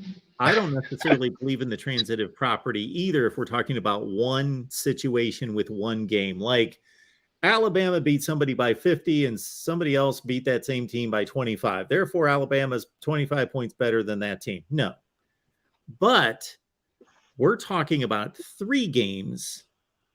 So we're building a resume of common opponents. And if we don't take those games into consideration to compare 2 teams, then why even go through this exercise? What is the best way to compare 2 teams that didn't play each other than look at how they played against common opponents? That is the best measuring stick. Oh, I agree. But the difference is I look more at matchups versus saying, you have to get past and understand style of play. Ohio State's going to run up more points because of the way they play against an inferior opponent like a Michigan State than Michigan is. I think those scores reflect the 2 teams. Ohio State beat them by 29, but it was 49-20. Michigan beat them by 22, but it was 29-7. They gave up less points and they scored less points. That's just the byproduct of how they play. Yeah, I totally agree with you that you got to look at matchups and understand how teams play. But the point I'm making is we're in a sport where we got to compare Clemson and USC that have nothing to do with each other. And we're making all sorts of comparisons like that this is at least a much more valid comparison because we got 2 teams that by the end of the season are going to play 5 games that are exactly the same. And right now it's 3. So tack on actually 6 because you're going to tack on Indiana, Rutgers, and Maryland.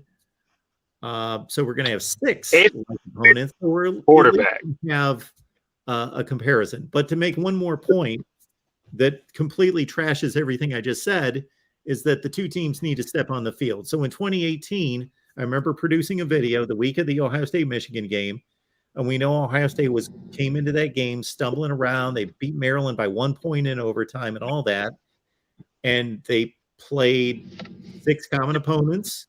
And excluding like one of those games, Michigan looked better in all the games, played those teams much more dominantly than they played on the field, and Ohio State blew them off the field. So there you go. And that goes back to matchups because if you remember, they had Dwayne Haskins, and the way that they were able to destroy Michigan was Don Brown's defense with the way he loved to just stick with that man coverage. They just had better athletes, and they were able to hit him with those crossing routes. So I get that. But I agree with you, and that's why I was getting to the point of when I look at the matchup, I think Michigan's better in the trenches on both sides of the ball. On both sides of the ball, I think they're better in the trenches. I think they're better on the offensive line because if you look at Ohio State, the 3 average to above average D lines that they've played, ND, Iowa, and Penn State, they couldn't run the ball against any of them. They did run the ball in the fourth against Notre Dame. Absolutely. Against Notre Dame, but it took till the fourth quarter. Yep. But that O-line is not getting push in the run game. Totally right. Against 3. And then if they're great in pass protection, though. And then if you look at the D-line, I think Ohio State is much better on the D-line. I do. But against Penn State, outside of that one great, amazing individual performance, Penn State's O-line was getting pushed in the run game. They were. The running backs were averaging – if you look at the running back numbers, they were averaging 5 yards a carry. And if you watch that game, they were getting pushed. So I think that's a matchup in favor of Michigan. But on the flip side, if you watch the Michigan State game, Michigan State was winning that outside matchup, at least in the first quarter. So I think Marvin Harris Jr. could have some success there. So that's I look at the matchups when I watch these games. I don't look at the score. I don't necessarily look at I look at how they're doing in the trenches. I look at how they're doing on the outside, how the receivers are playing, and I look at which team may have an advantage there. So those are the things I'm looking at. And I think Michigan does have an advantage in the trenches, and that's what won them the game last year. Oh, absolutely. That's how they won the game. Hutchinson and Ajabo put pressure on Stroud, not consistently, but enough. They had big sacks in that game. They had big pressures in that game. Even though Stroud threw for 400, it was largely meaningless yardage in the second half in particular.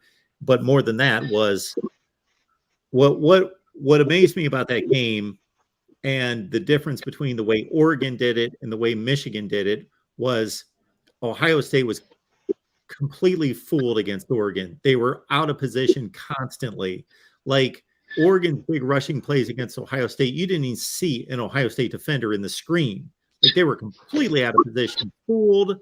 Their motion fooled them. Their sets fooled them, the whole deal. But against Michigan, Ohio State was largely in position to make plays and make tackles. They just got physically pushed down the field, just beaten up. But they were there. There weren't 100 goals, but they were there. They just got pushed.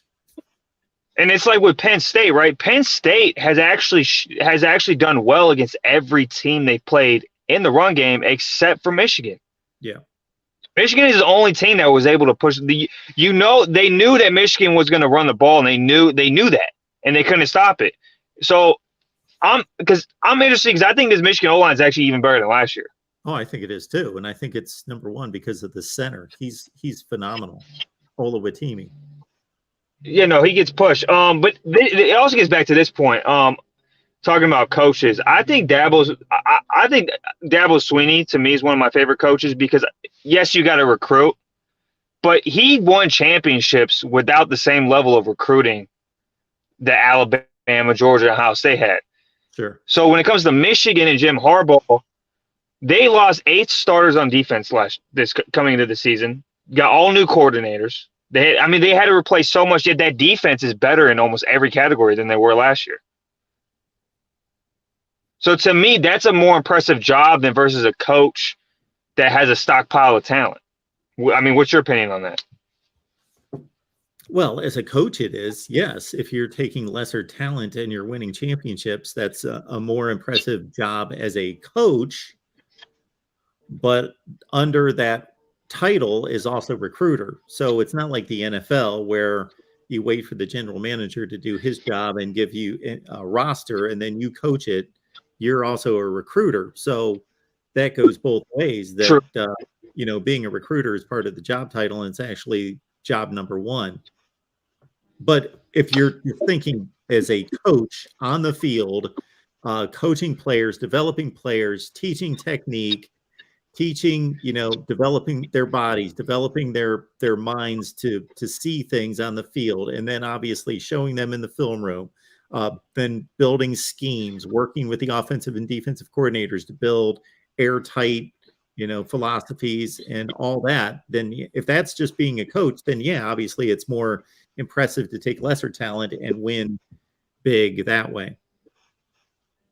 100%. And look, Saban's the best coach of all time, and no one's going to dispute that. And I know a lot of people had them as a top 3 team coming into the season, but if we're looking at how the team's playing, not just the roster, because roster-wise, they might have more talent than anybody. But I don't think you can say that they're a better team on the field than Michigan. I know you had an SEC caller earlier, and you guys were talking about that, but I don't think you can say that based off how they've played. Michigan has played just as well as anybody in the top 4. Sure, they have. They just haven't played somebody the caliber of Alabama. You talking about Tennessee? Yeah. No, that's true, and they'll have their chance at the end of the season, no doubt. But I would say the way they beat Penn State, outside of maybe Georgia, the way they beat Oregon, I don't think there's a more impressive win in terms of dominance. Absolutely. All right, man. Well, I appreciate you stopping by. Yeah, no doubt, man. Go Blue. There we go. We got Brian on the line. Appreciate him calling. All right, folks, that should do it. 3 hours, 17 minutes in the books. Tim should be proud of me, and he should be calling me a Iron Man. The Iron Horse is what I get after 3 hours. All right. Thanks so much. Consider on Wednesday, we've got Ohio State live at 11 a.m. Eastern time. We've got Oklahoma Sooners live at 12:30, Michigan at 5. Then we've got an action-packed double feature, double bill, Miami and Florida State from 6 to 8 on both channels.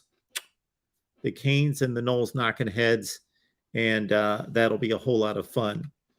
Right here at the Voice of College Football, check out the videos that we posted. I'm going to get to as many power rankings as I can, but keep in mind that I'm sitting here recording stuff all day, so I try to find some time to do the power rankings that people requested. I did release the ACC when it gets to the other 4 as soon as possible, and we will see you Wednesday at 11 a.m. Eastern time. And forgive me if I'm a little punch drunk at that point. I got to get up at 6 a.m. and I never get to bed early. So it's an early wake-up call for me in the morning. And we will be here at 11 a.m. Eastern time with the Buckeyes Live. See you then. Thanks.